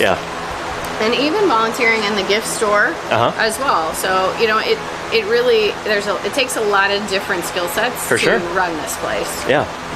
Awesome. So volunteering, donating, sharing our work, easy ways to do that. Very cool. So please, if you enjoyed this as much as I did, you watching at home, consider donating or doing whatever you can to help support this wonderful organization. This has been really, really cool, Audrey. I really appreciate it. Thank you so much for your time. You're welcome. Are you going to walk around some more? Maybe a little bit, yeah. And then, I'll see if I can be a little bit more responsive to chat and answer some questions, because when we do tours like this, I'm not zeroed in on balance, chat. Right? Exactly, yeah. Enjoy. And if you have any questions about the turtles, the volunteers who are out here with the lanyards on, they may or may not want to be on camera, but they'll definitely answer your questions. Yeah, really appreciate it. Thank you so much. Thanks, and Danny. whatever else I can do to help you guys out, let me know. This is great. Everything to raise that awareness of what we're I'm hoping I could do that a little bit, Really helps. Yeah. Really helps. Awesome. Thank you. Thank you. Yeah. Have fun. All right. Fantastic. Holy cow. Yeah. Now is the perfect time if I've been neglecting your questions during this. Bring them up right now. We'll walk around for a little bit, and then these folks are going to be closing up in about 20, 25 minutes, something like that. So I think we got to skedaddle by then. But for now, let's walk around just a little bit more, maybe hang out with some of these turtles, and you've got my more or less undivided attention now, Chad. Thank you for being patient, and again, big thanks to Audrey and to Justin and to everybody else for taking time out of their day to talk with us. Again, I hope we as a community are able to contribute, if not just awareness, hopefully some donations, or maybe some people will find out about this place through these streams and become volunteers. You never know. We're just trying to plant seeds here, and we'll see what sprouts. Benny Bignut says, do turtles really breathe through their bums? Some freshwater turtles do. It's not very efficient, but some of them will brumate at the bottom of ponds and stuff like that. And so they're just hanging out underwater for like weeks at a time, and their heart rate slows way, way down. Their metabolism just kind of slows to a crawl, and they're able to get, I guess, enough oxygen through their cloaca, through their butt, essentially. And soft-shell turtles, I think, can actually breathe a little bit through the soft skin that covers their shell, their carapace and their plastron. It's funny, soft-shell turtles don't actually have soft shells underneath. They do have a bony carapace under there, unlike leatherbacks. But, part of that might be, like, that soft shell might be to help them actually respirate, which is really cool. Yeah. And, Casey's here. How are you doing, Casey? Good to see you. Yeah, let's go check out some turtles here. And again, any other questions, don't be shy. Are barnacles ever... Yeah, so Starmy, barnacles can be a problem. Usually if a turtle has a bunch of barnacles on it, that's a symptom of a larger problem. Like the turtle has some sort of disease or injury or something that makes them less mobile. They swim a lot more slowly, and so they can get more barnacles stuck to them. So if there's a turtle that's just totally covered with barnacles, that's often an indication that there's a larger problem. And then they might end up stranding, so they're just floating at the surface, so they can't dive, or they wash up on a beach. They get brought here, and then the barnacles will often get cleaned off, and then the underlying symptoms can be treated as well, or the underlying maladies that can cause those barnacles to uncrust. Yeah. And hey, Hope Martin Artist, welcome. Yeah. And thank you, Casey. I really appreciate that. Here, I should go show you the turtle models real quick, too, before we continue on. These are super, super cool. For anybody just joining us, welcome to Paleontologizing. We're not doing an office stream or a dinosaur dig right now. We're here at the Loggerhead Marinelife Center in Juno Beach, Florida. And I came here to see these animals. Leatherbacks. Dermichelys coriacea. This is the world's largest living turtle. Just an absolutely magnificent animal. And just the other night, I was able to join a field crew out here on the beach, just behind this facility, where we got to see these animals nesting. And so while the researchers were taking measurements, counting eggs, gathering all kinds of data on these critters, I was able to tag along and see them in person, and it was magical. This is not the sort of thing that you get to do normally, but I guess they figured a dinosaur paleontologist was somebody that we'll bring him along, and I'm incredibly grateful for that. So they really are this big. This is just astonishing, you know? Yeah. And there you go, Lenina. Yes. Yeah. And you can tell this is a female. The females are generally the only ones who ever come up on the beach because she's got that short tail and only goes a little ways beyond the pygal process. It's that posterior part that juts out of the carapace there. But yeah. I feel like we need to loiter a little bit here with the leatherback because we don't see them here at this facility. These turtles are usually way too big to be able to house at a place like this. They're not really... If you're going to see them in a facility, they're hatchlings generally. And I got to see some hatchlings here right before we left for that field work on Tuesday night. But yeah, just astonishing. And given these animals, there's a number of other reasons why you can't really keep them at a facility like this. They're open water species. They don't really understand the idea of boundaries. And so you try and keep them in one of these circular tanks like this, and they'll just continuously run into the sides of it until they abrade and kind of fall apart. And a large part of that is because they've got this soft skin. I mean, this is like a fiberglass model here, but the real animals, they don't have beta-carotene in their skin like every other living reptile does. This is the only one in the world that doesn't have that in their skin. So it does tend to be a lot softer. The shell itself is very flexible. It can compress when these animals dive very deep. They're the deepest diving of all turtles. They're just extraordinary animals. But yeah, they run into stuff because they're usually out in the middle of the ocean. They're not hanging out around reefs like green turtles are, you know? So yeah, very excited. On Tuesday, we're going to be visiting the FAU Marine Lab at Gumbo Limbo. We're going to take a tour, hopefully with Dr. Jeanette Weineken. And I don't think they're going to have any leatherback hatchlings at the time there, but we'll get to see the whole facility where they keep them as they're studying them. There's so much that we don't know about these animals. There's so much important science being done on them currently. And we'll get to see where that takes place, so that's really exciting. Anyway, leatherbacks, yeah. Even though this facility doesn't have leatherbacks that you can see, this is one of the most important institutions in the world in terms of studying these animals. So the Leatherback Project was what I got to be part of on Tuesday night, and that was just incredible. So very grateful for the opportunity. Yeah. And it's tethered. Exactly, Golganic. We'll talk about that on Tuesday. Yeah.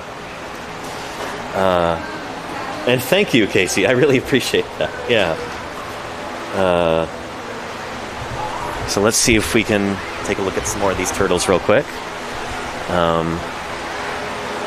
We'll go around the side. Oh, and here, let me show you this, the skeleton over here. Is this a loggerhead or a green? There's a loggerhead here. Yeah. So this is not a leatherback. It's a loggerhead. And I think this...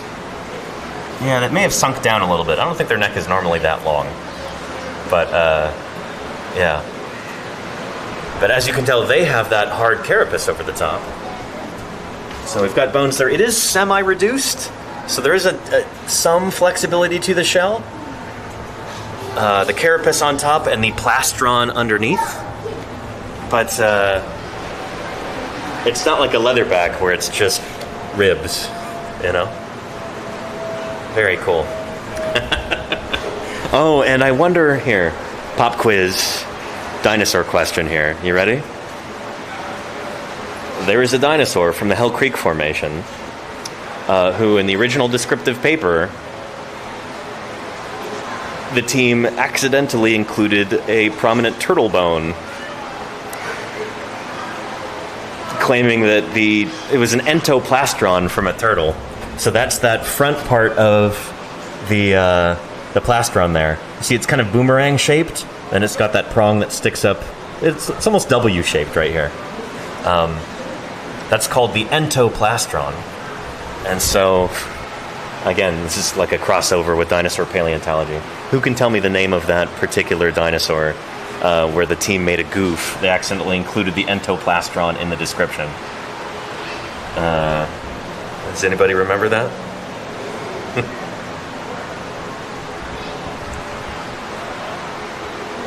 No? Okay. It was Dakota. There you go. Lenina's got it. It's Dakotaraptor. Yeah. Where they thought that the entoplastron was the wishbone, the furcula. And that was a pretty big goof. But yeah. Anyway, it's cool seeing the entoplastron right there in the front. That kind of W-shaped bone. I don't think the center of the W is actually part of that bone. So, yeah. You remove that and you can see how it could be mistaken for a wishbone. But yeah, pretty cool. And thank you, Lenina. And... Oh, and Benny Big... No, actually, so tortoises are descended from a different group of turtles. They're not actually related to sea turtles. Sea turtles, the Chelonioid sea turtles, we think are all related to each other. So there's 6 species of hardshell sea turtle, the Cheloniids, and then you have the Dermocheliids, which are the leatherbacks. And it's thought that they all probably descended from the same ancestor back in maybe like the early Cretaceous, maybe as far back as the Jurassic period. But we're still kind of figuring some of this stuff out. And there is a chance that those two groups, the Cheloniids and the Dermocheliids, might actually be not each other's closest relatives.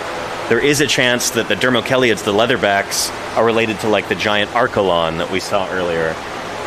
In fact, let me go show you that real quick. For those of you who weren't here at the beginning of the stream, I want to show Archelon off to you. This is, as far as we know, so far, the largest turtle that's ever lived. We could find, you know, a larger fossil sea turtle at some point, but for right now, it seems like Archelon really takes the cake. I'll show you why. Let me show you this critter. We got to walk back toward the entrance. And let's see. I've got a text from Lordy here. Yeah. Apparently there was a big donation. Some folks adopted a turtle. Well. I wonder if that was anybody here from this community. I would be very proud. And Rushwing says, so that would mean that the two kinds of sea turtles had different return to ocean events? Maybe. That's the thing, is that like this is kind of understudied at the moment. And what I want to do is see if I can do a literature review on this and get that published. That's often the way to kind of kickstart, an increased understanding of a particular topic. But here, let's take a look at Archelon again real quick, and I'll show that to you. Hi there. I want to show off Archelon one more time before... on Twitch, actually. Yeah, so I'm live right now. We've got 292 people watching at this moment, so... Yeah, thanks. Yeah, and I heard we may have had a big donation, too, so I hope that that's legit. That would be really cool. Yeah. Old Archelon here. Archelon Issykairos, who is probably, so far seems to be the largest turtle who's ever lived. Just astonishing. And it's so cool that they have that here right at the entrance. I love that you kind of start off with it's this link between the ancient past and the present, and sea turtles can kind of provide that link, you know? These are critters that have been around since the Cretaceous period. We're still figuring out some of the details, you know? The modern sea turtles, the Cheloniids and Dermocheliids, do they descend from a common ancestor, or did they have two separate events? How closely related are they? A lot of this stuff we're still figuring out. How are they related to these guys? This is a family of sea turtles that's now extinct, called the Protostegidae. And Archelon so far seems to be the largest one. But who knows, we might find a bigger one. But just to give you some sense of scale here. Those flippers are about, that's probably like a 15-foot flipper span there. Yeah, so like almost 5 meters. Just nuts, you know? Pretty impressive. Yeah. And what was this eating? Asked Benny Big. That's still kind of a mystery. This mount doesn't really show it super well. It kind of does, I guess. they've got this big hooked beak on the front. And it almost reminds me of like a hawksbill turtle or something, but even more so. There's a decent chance that these guys were eating, probably not jellies like a leatherback. They might be eating fishes, they might be eating sponges, they might be eating, mollusks or something. They might be eating big crustaceans. They might even be eating other marine reptiles. Like, there's a chance that when these guys are full grown, they're eating small plesiosaurs or mosasaurs or something. We really don't know. It's still kind of a mystery. Again, this group of animals is understudied, which is surprising when you see how charismatic they are. Like, this is such an impressive animal, and yet there aren't too many people working on it. Yeah. Pretty impressive. Yeah. And let's see. And wait, hang on. Was that?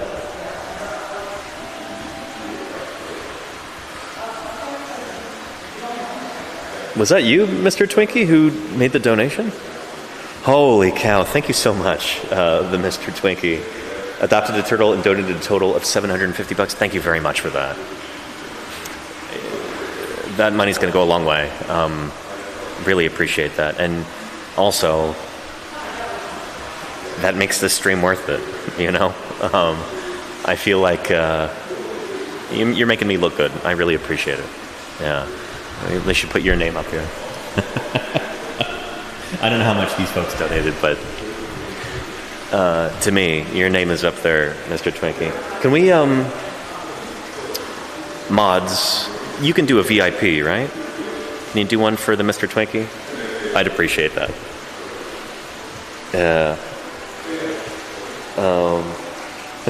We cannot. Okay. I will do that later. Somebody remind me. Oh, here, I could probably do... Here, give me a second. This is worth pulling up the Twitch app to do that. Here we go. And...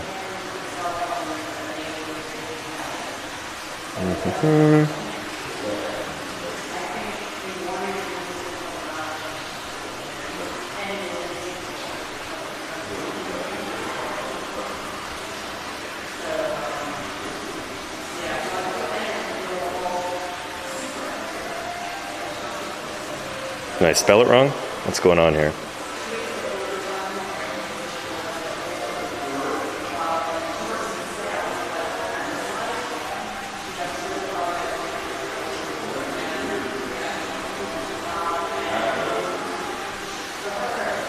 Excellent. Great. Thank you, Mr. Twinkie. I really appreciate that. So anyway, Archelon. One of the things that I really want to do over the next year is, like I said, write a review paper on these guys. So the protostegids, this family of giant sea turtles, and then the dermacaliids, the leatherback family. There used to be a bunch of species within the leatherback family. Now there's just one. We don't really know how these critters are related, and over the years, opinions on that have kind of gone back and forth. And I really hope that somebody will pick up that idea and maybe do maybe somebody will do a PhD project on it or something. In order to make that more doable, what I would love to do is, write a review paper. So just a summary of everything that's been published on these animals in the past. You boil it down and you summarize it and you write a paper on it. And oftentimes if there is a review paper on something, people are more likely to take that further and start a new novel project using that information. So it's a way to kind of move the process along a little bit. And it's one of the ways that I'm hoping to kind of merge what I normally do as a paleontologist with, work on leatherbacks. So I'm excited about that prospect. And Anywho. But yeah. And there you go, Wombat Hole, yes. Cool. Here, let's take one more quick spin around, and then these folks, I think, have got to close in just a few minutes. So I might want to be respectful of their time and everything. But, yeah. Let's see if any of the other turtles want to be on camera for a moment. Here, let's go Let's go see this particularly charismatic turtle over here. Aylin. I didn't quite catch... I feel like Audrey was saying the name in a knowing sort of way, like this was a reference to something, Aylin. And I wasn't picking up on that. So if anybody in the chat can help me out, I'd appreciate that. But yeah... I don't know, Claire. I'm not sure. But there she is in there. Oh, and hang on. We should go see the nurse sharks as they're swimming around. Because they were sessile earlier. Just hanging out on the bottom. But yeah, check that out. Nurse shark. And we've got this triggerfish here, too. Very cool. Yeah.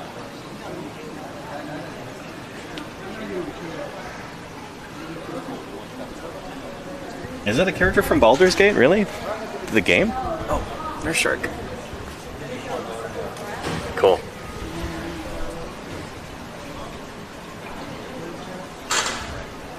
So yeah. Again, I want to emphasize that while there's a heavy focus on sea turtles here, Loggerhead Marinelife Center also has folks on staff who work on fishes, both ray fin fishes and chondrichthyan fishes like the sharks and the rays. There are folks here working on lots of different ocean conservation projects. It's all interwoven, you know? When we're talking about these animals, you know, all the things that go into protecting sea turtles, be it reducing plastic pollution, combating climate change, maintaining nest and, like, you know, beach habitats and coastal habitats and open ocean marine habitats for the leatherbacks here. It's, I'm closing in 10 minutes. We'll take off. Everything that goes into saving these sea turtles will also help save other marine species as well. And in turn, that helps save us. You know? The health of the oceans affects the health of the entire planet and ourselves as human beings, too. And so this stuff is... it's vitally important. And all these good folks here, these volunteers, the people who work at this facility, the scientists, the gift shop staff, everybody else, they're all here part of this mission. And they're helping us save individual turtles like this, which is crucially important. There's so few of them around. But they're also, in part, helping us save the world. You know? I know that sounds lofty, almost cheesy, but it's true. You know? In many ways, sea turtles are kind of the canary in the coal mine for ocean ecosystems. If they're not doing well, it means that something's seriously wrong. And if we can turn things around for them, we can turn things around for the oceans and for the world and for ourselves. So I hope that makes sense.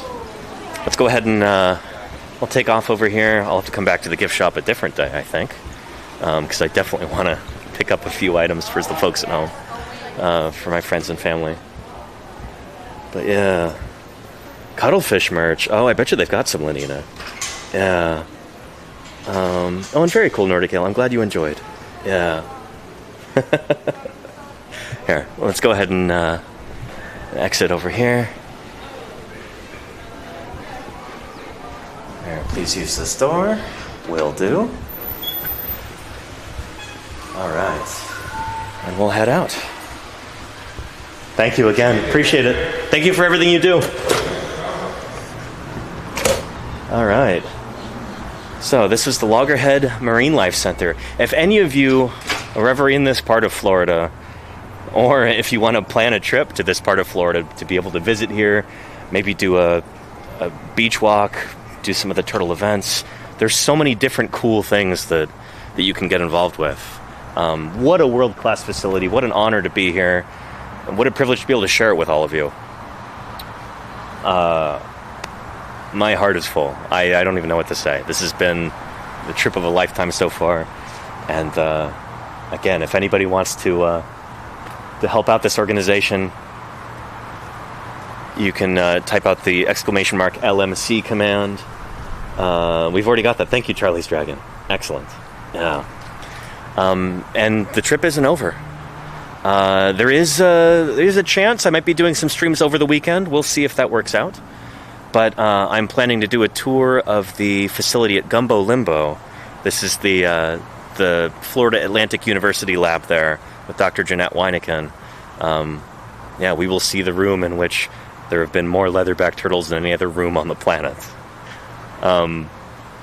You'll see. Anyway, let's see who else. And thank you, Nina Smash. Donated and voted. Hopefully one day I can visit. I hope you're able to visit too. Again, this is awesome. And you'll notice that the sea turtle rescue vehicle has taken off. I wonder if they're out doing a rescue right now. It was here when we got here this morning, or early this afternoon. So, yeah, things are happening. You know, what a cool place. Anywho, let's see who else is here on Twitch at the moment. And we'll see if we can go do a raid. Let's see.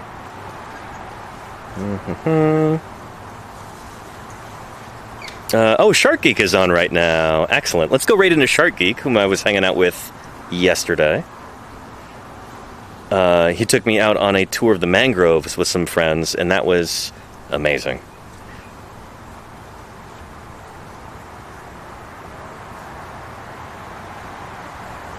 Raid Shark Geek. There we go. Thank you everybody for being here today. I hope you enjoyed this half as much as I did. This is incredible. And here comes the rescue vehicle right now. Oh, which way are they going? Let's get out of their way. Yeah. But Loggerhead Marine Life Center, incredible place. I'm so lucky, and I hope this stream makes a difference for you or for them, you know? Anywho.